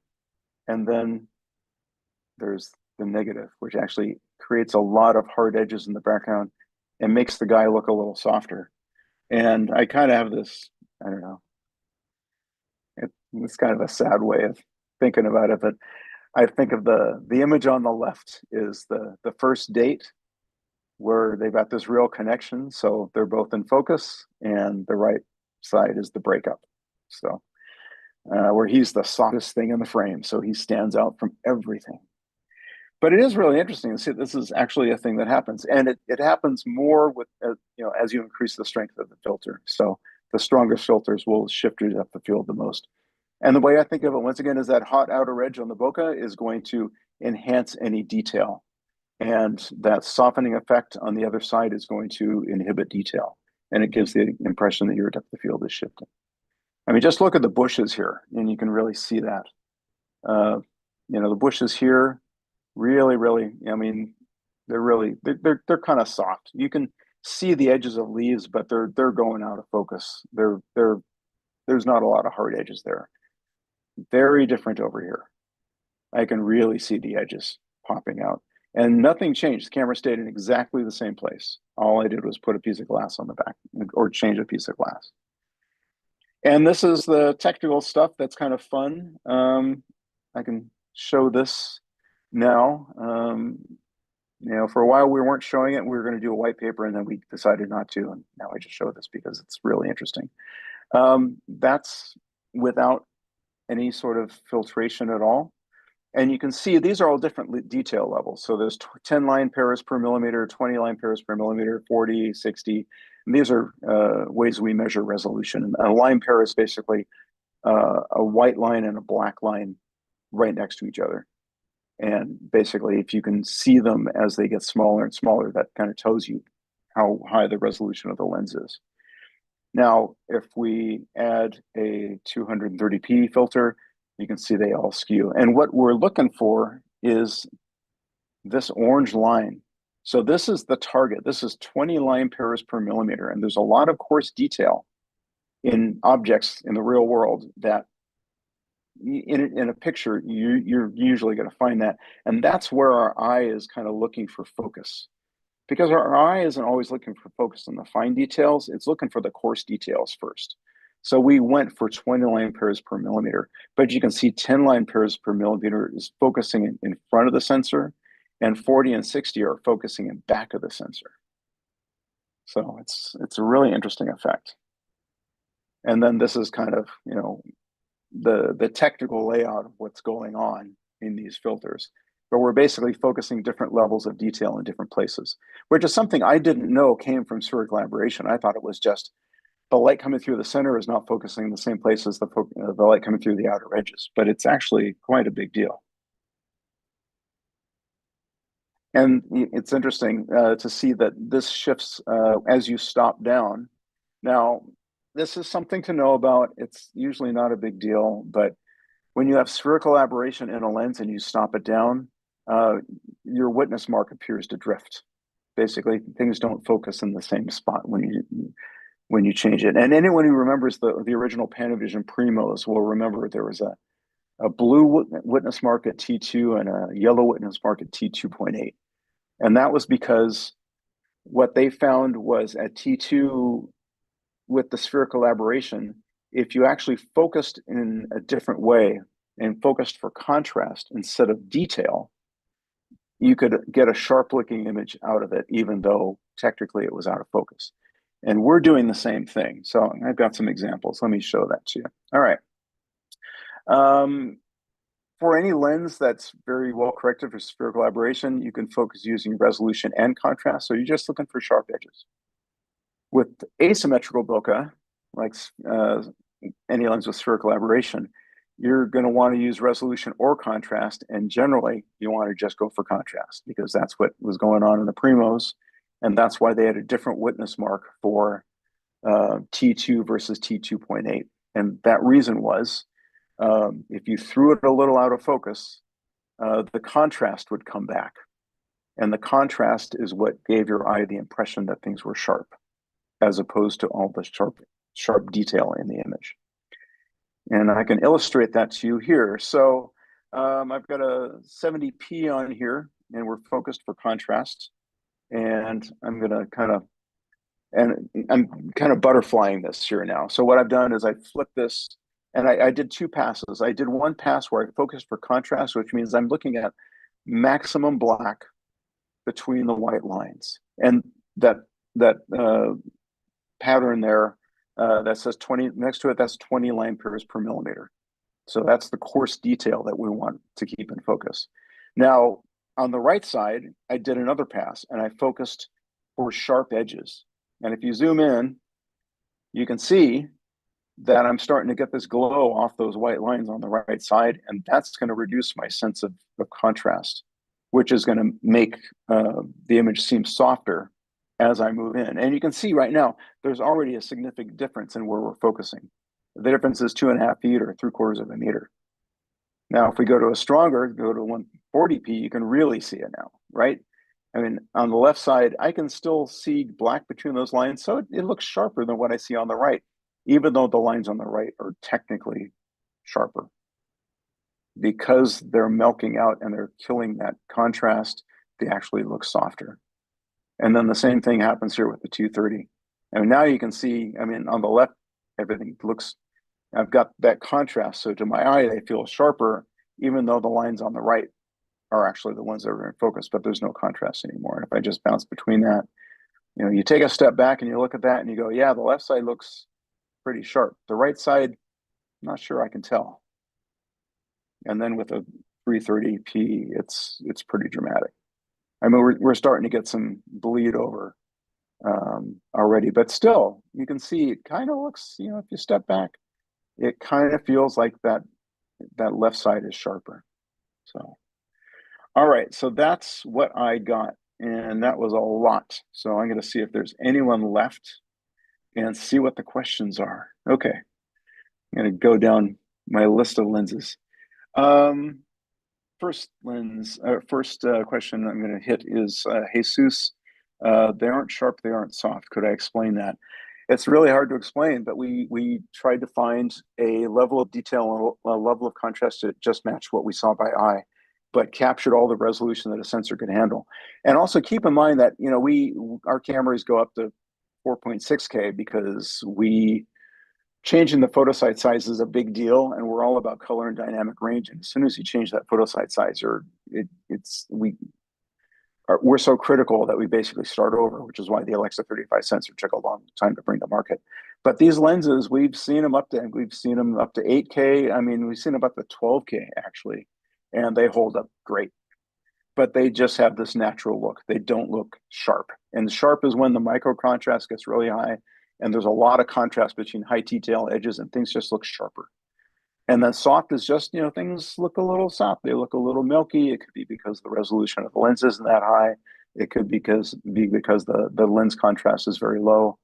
But we just tried to split that line and go right down for natural. Like I said, we aimed for what one DP described as like looking through a beautiful window. Okay, and Adam says, I have a question regarding the ARRI Ultra Primes. Let's see. I think what you're trying to say is why are Ultra Primes now a vintage look and signatures are modern? Ultra Primes were designed in 1990, or they came out in 1999, so they were designed in the late, I don't know, probably the mid 90s. So they do a lot of stuff that vintage lenses do. They're still very high quality lenses, but they're overcorrected for spherical aberration. They have chromatic aberration. They have some distortion. They do have more of a vintage look now, even though we kept making them for 20, 25 years. So the other thing I should mention is that signatures are designed for digital. And that's also where the LPL mount came from, because if you've noticed that all the still cameras now are going to mirrorless designs, and that's because you can back the lens mount and you can get it closer to the sensor. And the closer you can move it to the sensor, the easier it is to make really high performance lenses. And that's what our LPL mount did, was it shrank the flange depth from PL, because we invented PL for film, and the flange is 52 millimeters for a spinning mechanical film shutter that doesn't exist anymore in digital cameras. So we moved the flange depth to 44, and we also made the mount wider, because another thing that happens with our lenses that I didn't cover, actually I can show you real quick, they're what we call near telecentric. So what happens is, okay, so here we've got the PL, and we're leaving room for a mechanical shutter that's not there anymore. So if we make the mount wider and make it closer to the sensor, now we can make near telecentric lenses, and we can make them really easily. Now, what does telecentric means? It means that a lot of film lenses kind of radiate light out. I mean, they kind of fan it out. And film doesn't care whether the light coming out of the back of a lens hits at an angle or not. but sensors really do, because what will happen is the light hitting at the edge of the frame will go through more glass at the edge, and you'll get more diffraction effects, and you'll also see the sensor not picking up as much light. It'll vignette. You're basically missing the part of the photosite that is sensitive to light if you come in at too steep an angle. But if you come in like this, which is what near telecentric lenses do, you can do a much better job by moving that rear element, which is your last chance to change anything. You're moving it closer to the sensor, so you have a lot more control. And but you also, at the same time, you have to make the back of the lens as big as the sensor. So that's also why we made the mount bigger. And there's a lot of rental houses. I know ARRI Rental is standardized on LPL, and I know a couple of other rental houses that want to do the same thing. Let's see. Part. Is there somewhere we can download the PowerPoint of full res stills without the zoom compression? Yeah, there's some stuff online. Let me see if we can. I think we have to talk internally. We might be able to release a PDF of this. It won't have all the notes, but it would have all the images. And there's a lot of images online. I think I did a video on the YouTube channel on the rear filters, and we did another one on the zooms. So you might be able to find some info there. And Raphael, hello. Let's see. Ben says, which lens series focuses closest? Ensō's. Yes, they do. Because we weakened the tolerances on Ensō's, we were able to do a lot more with them. The signatures are trying to do a lot and do some very specific things, and we couldn't get the close focus performance where we wanted it and make them the beautiful lenses that they are. The Ensō's being a little rougher and coarser, we could let some stuff go, and that's how we got them to focus closer. I'll just leave this up. That's my email address if anyone wants to email me with any questions. Plans to create Ensō zooms? Not right now. The current zooms match so well to both the Ensō's and the signatures. We're going to see if the Signature Primes. We're going to see if there's any demand for that. I know that people want low-cost zooms. It's going to be a big headache to make a low-cost zoom to our standards, so we have to think about that. And we also have some other ideas that we're working on that might be worth a look. So no plans at the moment, but I'm not going to rule it out. Zeiss lenses are extremely sharp. I guess so. I mean, some people say this. I don't know. They used to make our lenses, and we were very happy with what they did. I do know with signatures we did something different. And yes, if you have that added contrast, it's called acutance. It's how fast something will transition from light to dark over a hard edge. The higher acutance is, the sharper something looks. We tried to go for something that felt very natural. There are lenses that are and a lot of still lenses do this. They go for a really sharp look because that's what still photographers want. We try not to do that because we know cinematographers don't want that, but at the same time, it's not in our nature to make a lens that doesn't perform really well. So we tried to go for the best combination of performance and beauty. Optical technical explanation for the 12mm signature flip. I've never gotten a good answer on that. I think there might be some sort of aerial imaging thing going on inside, because that's typically what happens. But yes, that does that. And also, there was a series of lenses, the ultra wide zooms. We had an ultra wide zoom and an anamorphic ultra wide zoom. And those are actually audition pieces for the manufacturer that we went to make signatures and Ensō's. It was basically a really tough thing to make, and we gave them the specs and said, go make this if you can, and they did, and they didn't complain. So we said, okay, we're giving you these zooms as well, but those zooms do the same thing. And I think it's some sort of aerial imaging trick as well. Will Ensō's and Signature cover 4K, 6K, and 8K sensors? It depends on how big they are. They're only designed to go out to about 46 1/3, 46 1/2 millimeters as far as image circle goes. So, large format. I guess we could make them to cover something bigger, but I don't know. I'm not sure what would happen to the performance. But if you have an 8K imager or a 12K imager that will fit within their image circle, yeah, they'll resolve that no problem. Don't. It's not even a concern. Didn't get to see much of the Enzos at higher t-stops. Um, let's see. Shooting docs. Sorry, this is Joshua. We didn't get to see much of the Enzos at higher t-stops. Shooting doc, we often don't get to choose our t-stops as much as we like. How do the back filter the back. So you're asking about how much does the rear filter change the characteristics at higher f-stops? Well, like any lens that has spherical aberration or a lot of aberrations like chromatic aberration, lateral chromatic aberration, it's a mismatch between what's happening at the center of the lens and what's happening at the outside of the lens. So if you stop down, now you start cleaning up that lens really nicely. And basically, a lot of lenses that are really funky wide open by T4, they look perfectly normal. So if you're shooting docs and you're putting a filter on the back, what you're going to see more than anything else is the look is just going to come and go. It's tough. It's tough to shoot a doc with a vintage lens or one of these elements, because if you are floating the aperture a lot between 1.8 and 2.8, you're going to see a big change. So it's a little bit difficult, but that's just what you would have happen with any lens, really, or any vintage lens. Let's see.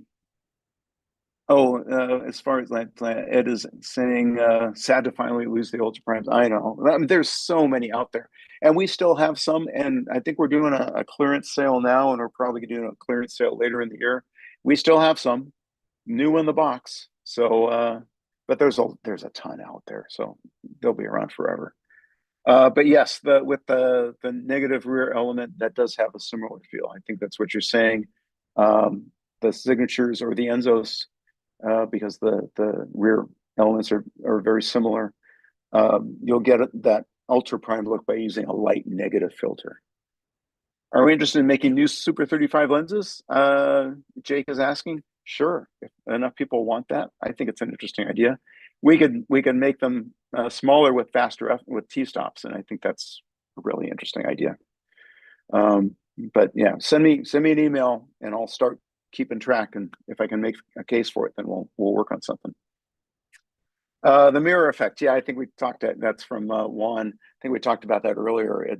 I think it's some sort of aerial imaging thing, but I don't know for sure. I've not been able to get that out of our R&D department. Probably with good reason, because we have to have some secret sauce. David asks, do I see a growing cinema market for the ARRI Ensō lenses, given the strong trend towards vintage-looking lenses? What I've seen is that there seems to be a slow transition back to modern lenses. I feel almost like there's been vintage lens fatigue because there's been so much of that out there. And I feel like clean lenses are starting to make a comeback. And I've seen this in people who pair Master Primes with Alexa 35s. That seems to be a really common combination. Although I would really rather see them use Signature Primes on Alexa 35s, because those two were designed to work together. And Signature Primes really are the new Master Primes. They don't open up as wide because the spherical aberration performance is tricky. And actually on a Signature Prime, you can, on some of the focal lengths between 1.8 and T2, you can see a little bit of a spherical aberration glow starting if you really look close. So we couldn't get the performance to where we wanted at T1.3. So we settled for T1.8. But basically, if you think of it, the Signature Primes are the new Master Primes, the Enzos are the new Ultra Primes. That's the way we think of it. And then the new Signature Zooms are basically the new Alluras, or the replacement for the zooms that we've made in the past. Magnification factors of the N and P rear filters, plus and minus, let's see, what is it plus? Plus and minus about 8%. So if you go from all the way one direction to all the way the other direction, there'll be about a 16% change. You almost never do that, so it's usually not that big an issue. Any wisdom on anamorphic? Any thoughts on the alphas? That's a whole different topic. I hear an echo. There we go. Any thoughts on the Office? I think they're beautiful. I really like them. They kind of keep the cool bokeh, but without some of the distracting stuff that I find. Like sometimes the edge of frame distortion on anamorphics. If the barrel distortion, I really like it. If it's pin cushion, I really don't. And master anamorphics, you don't have to worry about that. And master anamorphics and alphas are very similar. So, any plans for something new in the pipeline soon? Yes. I'm working on some new rear elements for Ensōs and signatures that will work on all the primes and all the zooms. So Derek says thank you for the class. You're very welcome. I hope you really got something out of it. Adam has another question. Can we say that signature primes have a neutral look? So there is no lens coating that makes it too warm like other manufacturers. Okay. Signatures are designed to be a fairly neutral look in a lot of ways, but like I said, they're supposed to be neutral in terms of perception. They're as close to what your eye sees as we can get. In terms of color, that comes from the glass. The coatings are all about eliminating reflections and things like that. So if you try to flare them, you're going to have to work pretty hard. You will get a lens flare out of them, but it'll be a very kind of a cool, non-distracting blue. And you'll get that little glow out of the highlights. And that's a big part of how the coatings work. Also, how they transition into shadows. And the Ensōs, of course, do that differently. They have different coatings, so they drop off more quickly. But the warmth is actually due to the color. And you'll see more warmth in, I think the warmest lens we have is the 65 to 300 zoom, because there's so much glass in there. The warmth adds up. So it'll be like 300 or 400 Kelvin warmer than like a 47 signature prime.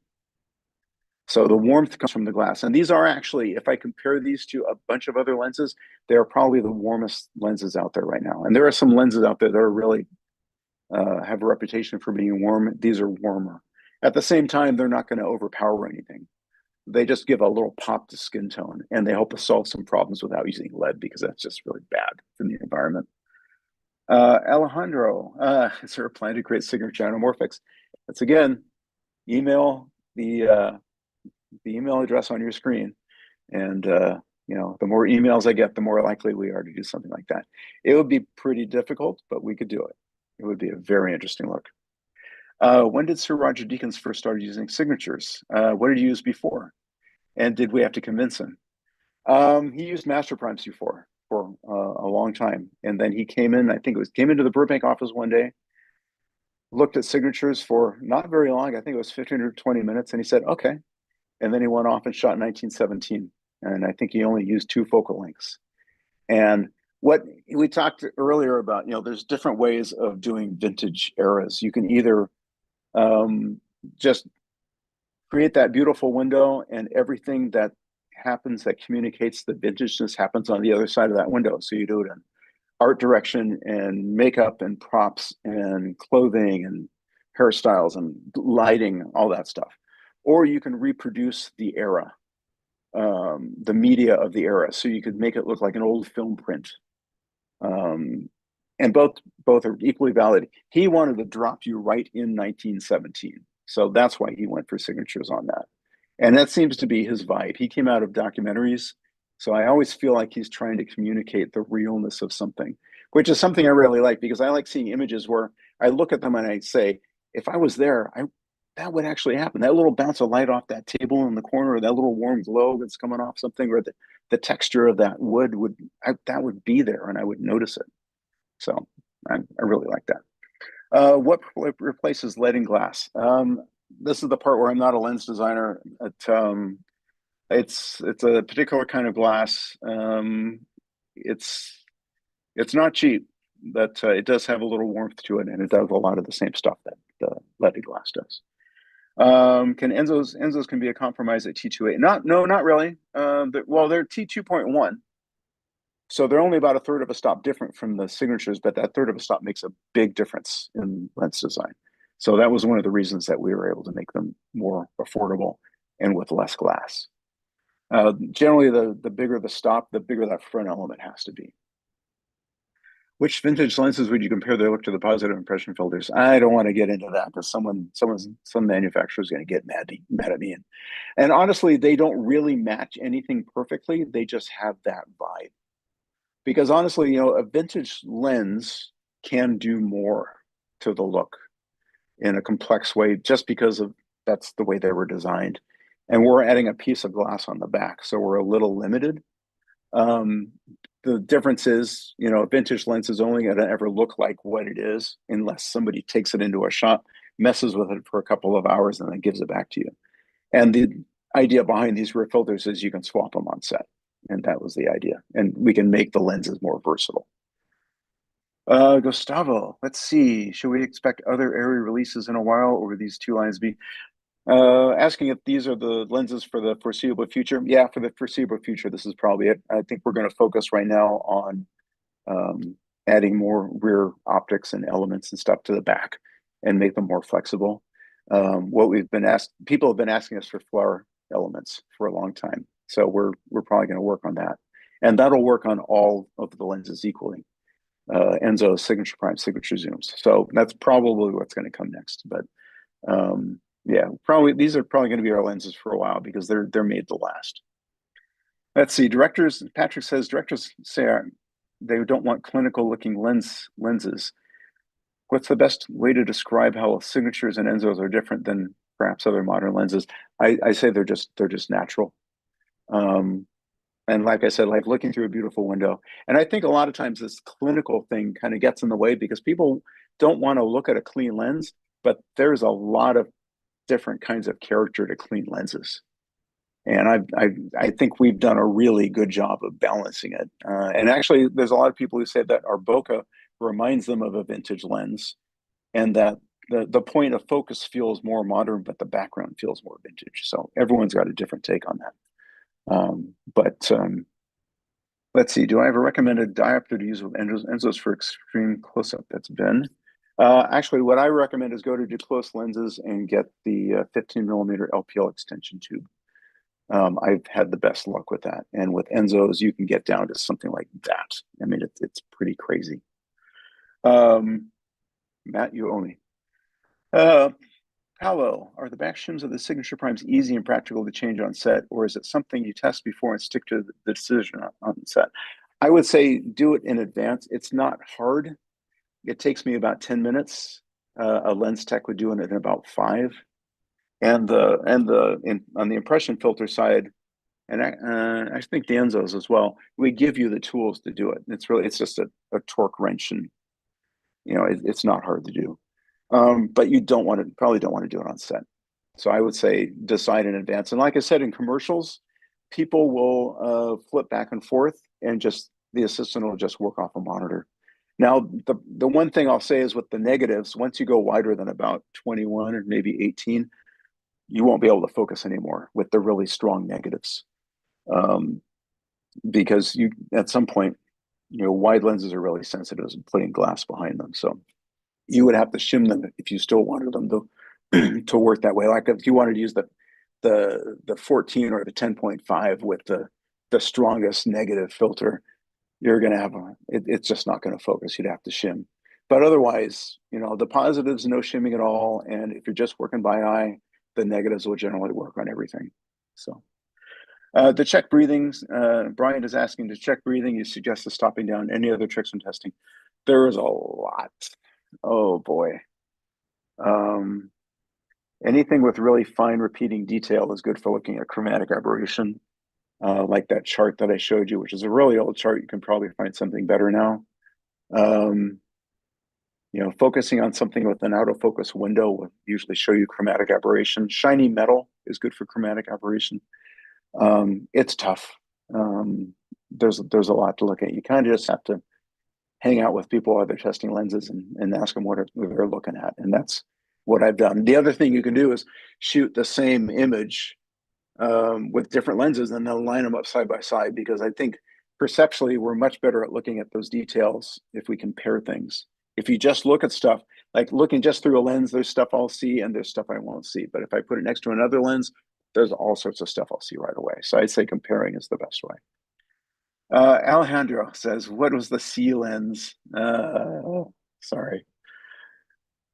If you know them, you know them. They make a variety of lenses. They make still lenses, and their coatings tend to be really good.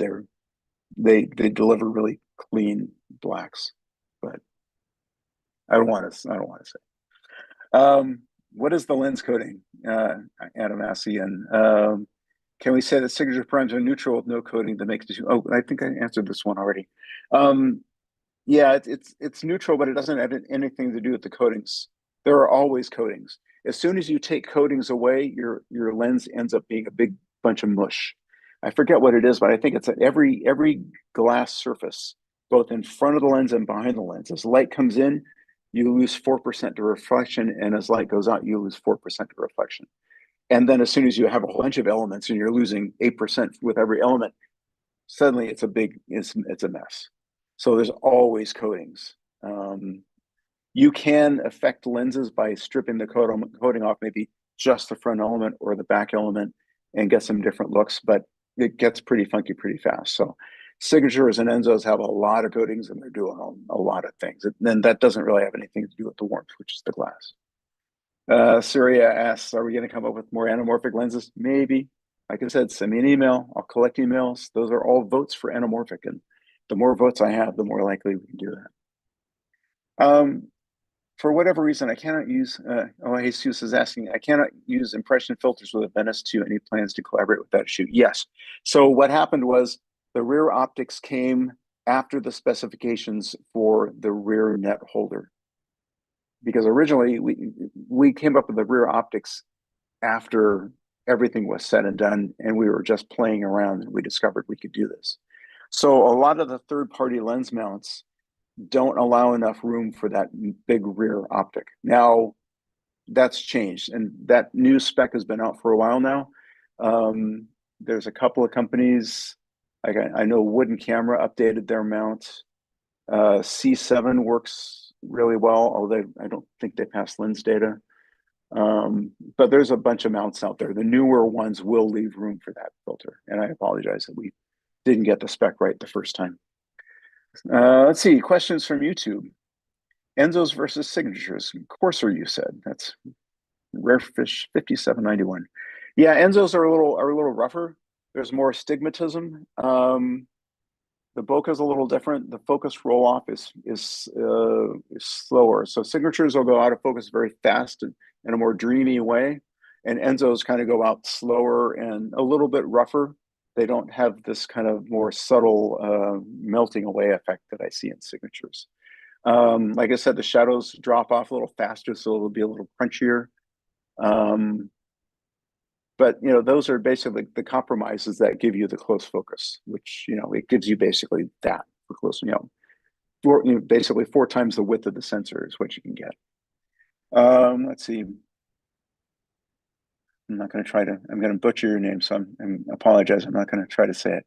What do you recommend for young filmmaker and using lens and camera? Thank you. Well, I don't know that I want to promote other stuff, but I will say that there are some really good smaller cameras out there, and there are some really good inexpensive lenses out there. They've been getting better and better.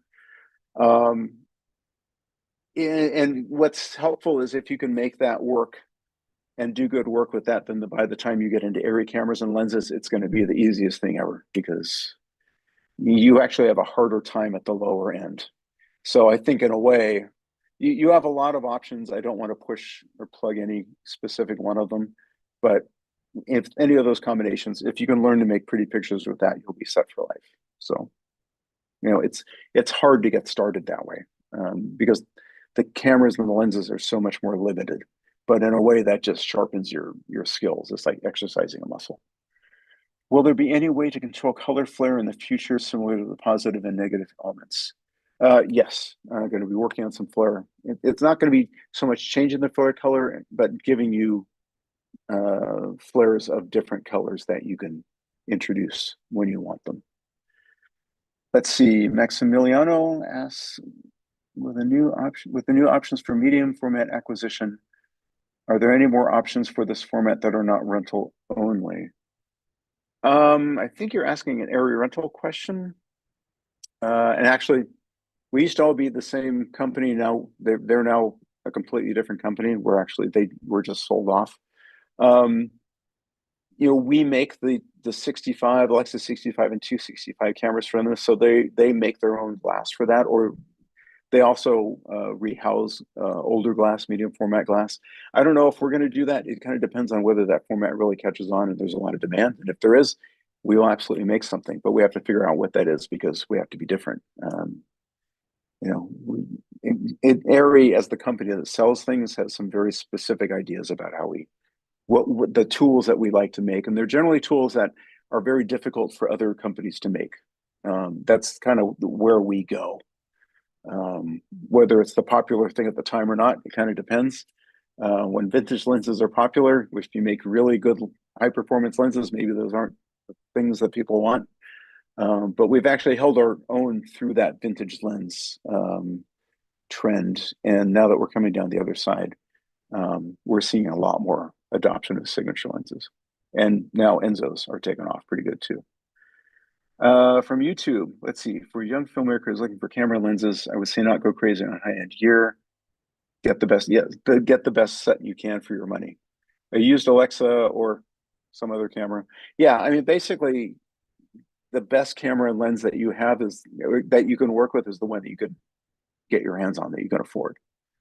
All you need to just start making pictures, and that's all you need to do. Just get that practice.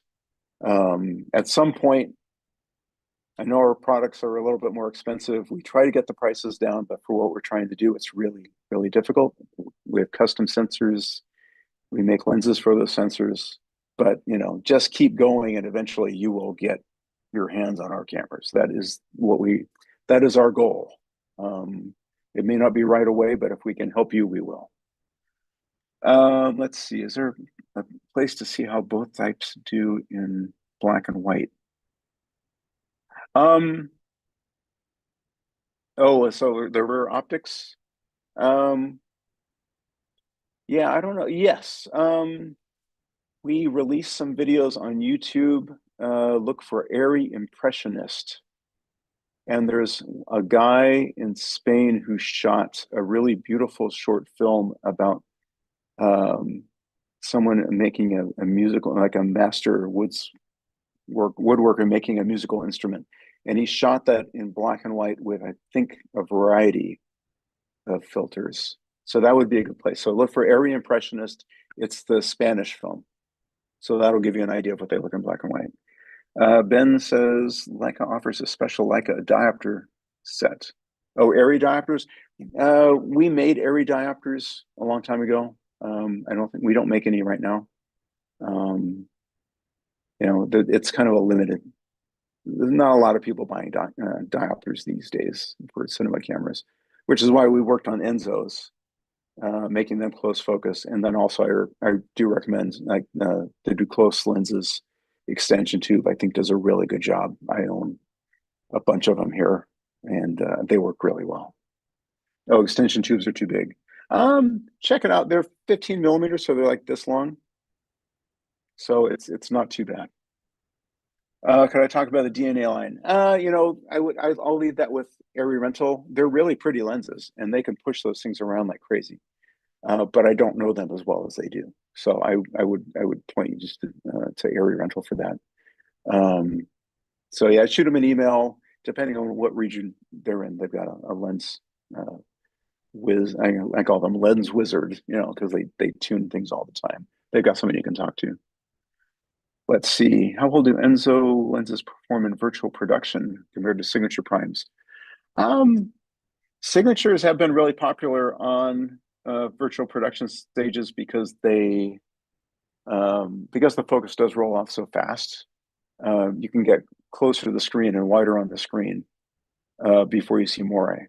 So signatures have been pretty popular. The zooms have been pretty popular. Ensōs are probably pretty close, but they're going to be a little more forgiving. So you might see the moire a little faster, but they're worth a test. As far as the rear filters go, the negatives push the depth of field back towards the screen. So I wouldn't use those aggressively in virtual production. I have used them in virtual production. As long as you don't go crazy, they're fine. The positives will actually throw the screen out a focus backwards or faster, so the the pixels will blend a lot faster with the positives. Um, a new Diego's asking about a new Allura 45 to 250, maybe a signature zoom 35 to, or 25 to 350. Wow. Yeah, the 65 to 350 is big, and that's, I don't know if we're going to do a 25 to 350 because you would have it would be a really big lens. The 65 to 350 or 65 to 300 that we make is fairly unique in that the T-stop at the center of the lens is consistent all the way through. That little horse. And usually keeping the T-stop in the center as you zoom does the best job of making it feel like you're not losing exposure.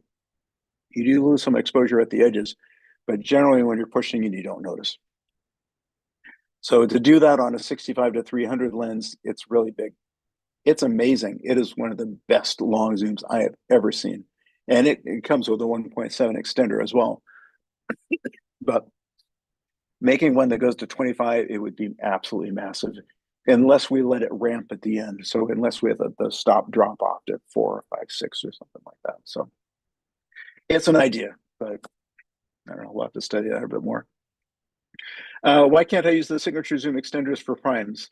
You can use the zoom extender on the 280, and that's the only prime it'll work with.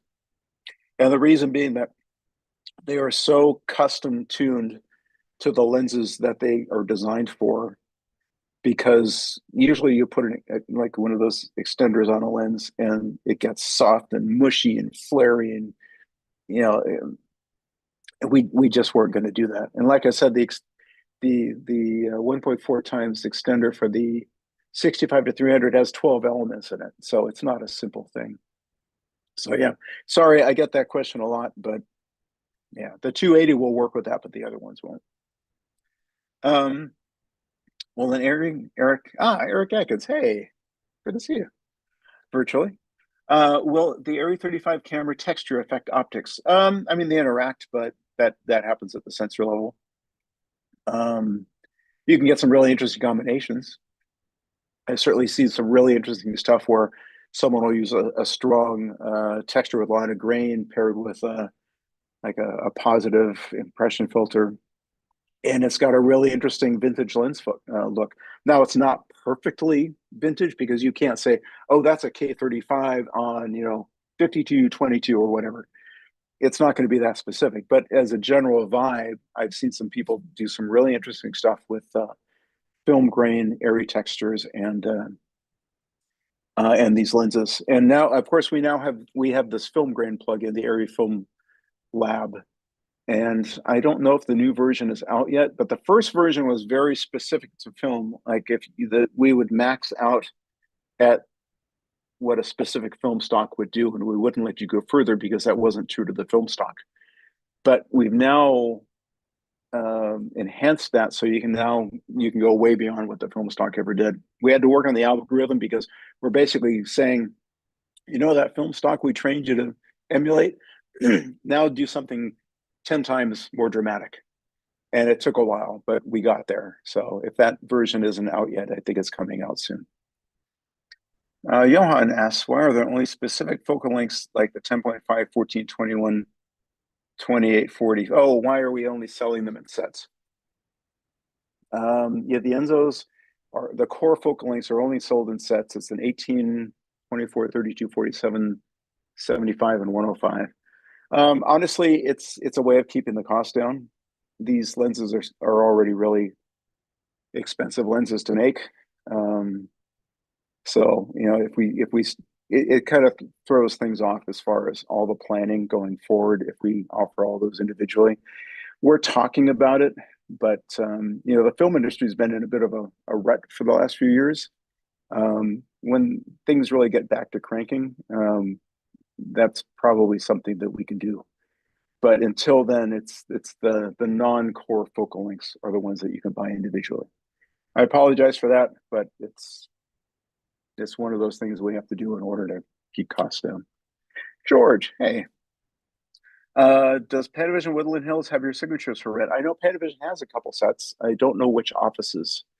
I know Australia had a set at one point, but I would, yeah, you should see if I mean Dan Sasaki has looked at them. He's seen the signatures and the Enzos and the signatures. I don't know if they've how many they've bought, but I know they had a couple sets of signatures at one point.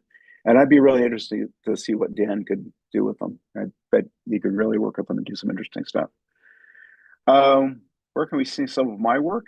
Oh, well, let's see. What have I? I've shot a bunch of stuff for ARRI. I shot the 16 to 32 zoom around New York video, which is where this still came from. So you know, it's a little bit of what I do. It's funny. I kind of started out working with nothing, and then I worked my way up to some fairly sizable commercials and visual effects projects, and then now I'm kind of the other direction because now I'm like the internal production guy at ARRI because I can make pictures.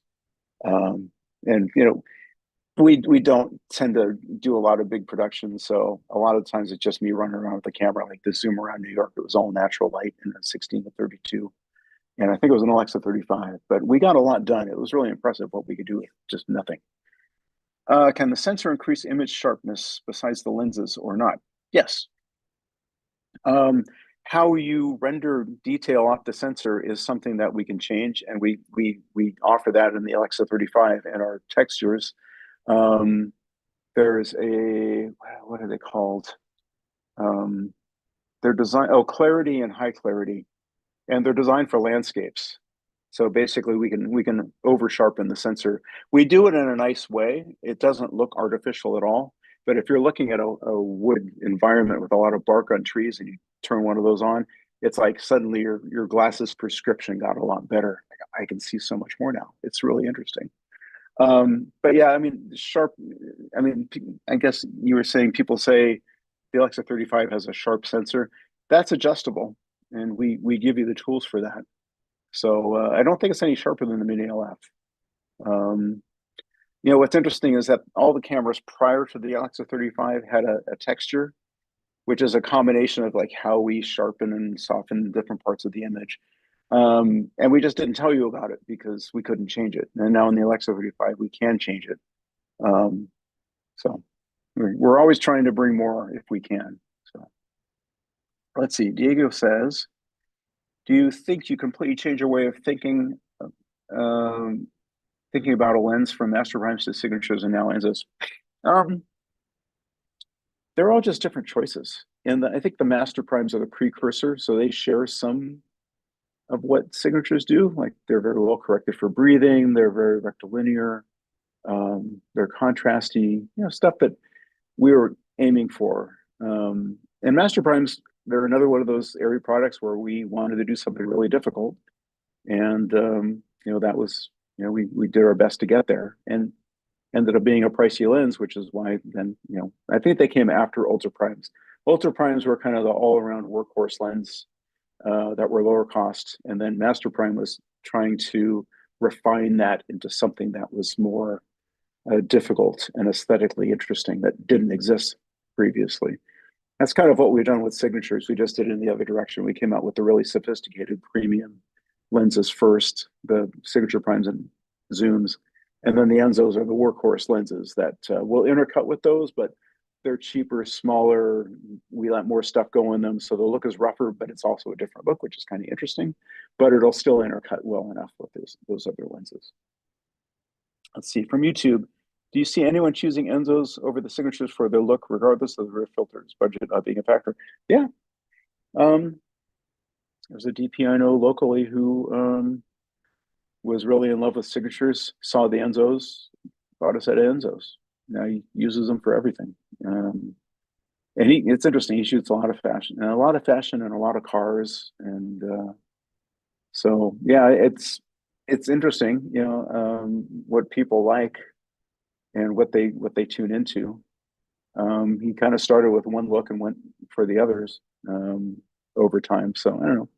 People's look changes, And I mean, the one nice thing about these lenses is whichever ones you're working with the rear optics, you do have a fair amount of leeway to change the look. And we also make a holder that you can put stuff in yourself and put it behind the lens. So you can kind of experiment with your own stuff. We might do more of that in the future. We'll have to see if there's interest. Gaston says a line of 5 or 6 signature macros would be nice. Yes, it would. And it would be really expensive. So let's see how the industry bounces back before we go there. But it is, we have been talking about a new macro, but we'll have to see.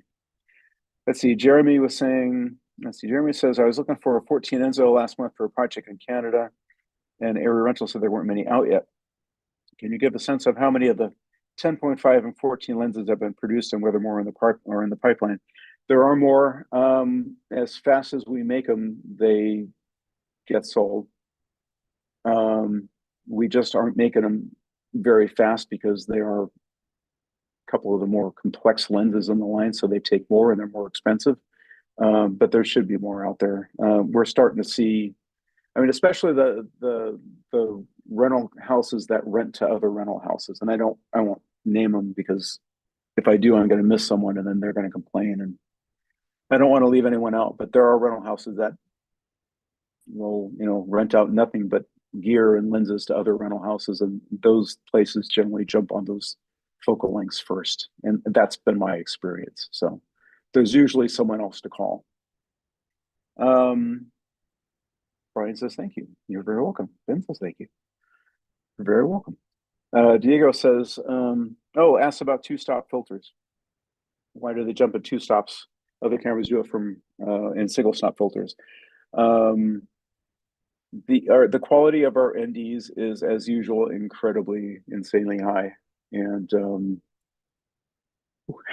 we didn't feel that we could do single stop variants because we just didn't have enough room between the sensor and the lens. And we couldn't figure out a way to do it that met our standards. Now that's changing. Everyone's been saying this for years. We want single stop NDs. Trust me, we've heard you. That's all I'll say on that score. But yeah, if you compare our internal 2-stop NDs to a lot of other cameras, 1-stop NDs, especially at the higher densities with like black fabrics and sunshine where you got a lot of IR contamination, I think you're going to see a difference. Are there any new ARRI macro lenses? No, sorry. That would be really expensive. Like I said, before we start making expensive lenses again, we're going to wait and see it. The industry has been going through a bit of a slump. So when things come back, if people want them, then that's something I would certainly consider. But right now, like I said, Ensō's with a 15 mil extension tube that's about that long and not very expensive. And I know Duclos Lenses has them because I've used them. I have 3 of them. That's a really great option. There's probably other products from other companies that will let you do similar things. So that's I think I shot the width of a master grip, which is about that wide. So you're probably getting pretty close to macro at that point. How many sets of signature primes out there in total? I'd have to look them up. And even then I'm not allowed to say. There's a lot. They're very popular lenses. And I mean, we're still selling them. That's the interesting thing is, people are now having to kind of decide between signatures and Ensōs. And I know a lot of the times it comes down to price. But they do share a lot of characteristics. So it does kind of come down to price. You can't really go wrong either way. But yeah, there's a lot of things I would like to make, but we have to be responsible. So, the 265 could not get 16 stops of dynamic range because of the mount. Okay. So the reason the 265 doesn't get the same dynamic range as the Alexa 35 is because we're using the same sensor from the Alexa 65, which is the same design as all the other cameras before, like the Mini LF and the Mini and all that. And that was, I think, 14 and a half stops. So that part is the same. The difference is we can run the new color science in that. And the new color science is really math intensive It's really good, but it's not simple. It basically throws out all the math that manufacturers have used in the past. We do something completely new, but it takes some processing power. So rather than make our new sensor, which is really expensive, we just took the old sensor, put in a much beefier processor, and then had it run the new color science. And that makes a significant difference in the look of the camera. And that processor is the one that we then put in the Alexa 35. And that's how we run that color science in that camera. And then the Extreme is another variant of that processor that's even more powerful. So that's why we have 24-volt cameras. So if you ever wanted to know, that's the reason. All right. And Mark says, thank you. You're welcome. If that's it, I don't even know how many people are still here yet. We ran way over. So thanks for sticking around. If you stuck around, and if you're watching this in the future, I think it'll be available. I think we're going to make it available online. So hopefully it's helpful. Steven says, thank you. You're very welcome. And like I said, there's my email address. If you have questions, email me. And if I can, I'll answer. Sometimes it might take me a while. If it does, ping me again, but I will get back to you. So I think that's probably it.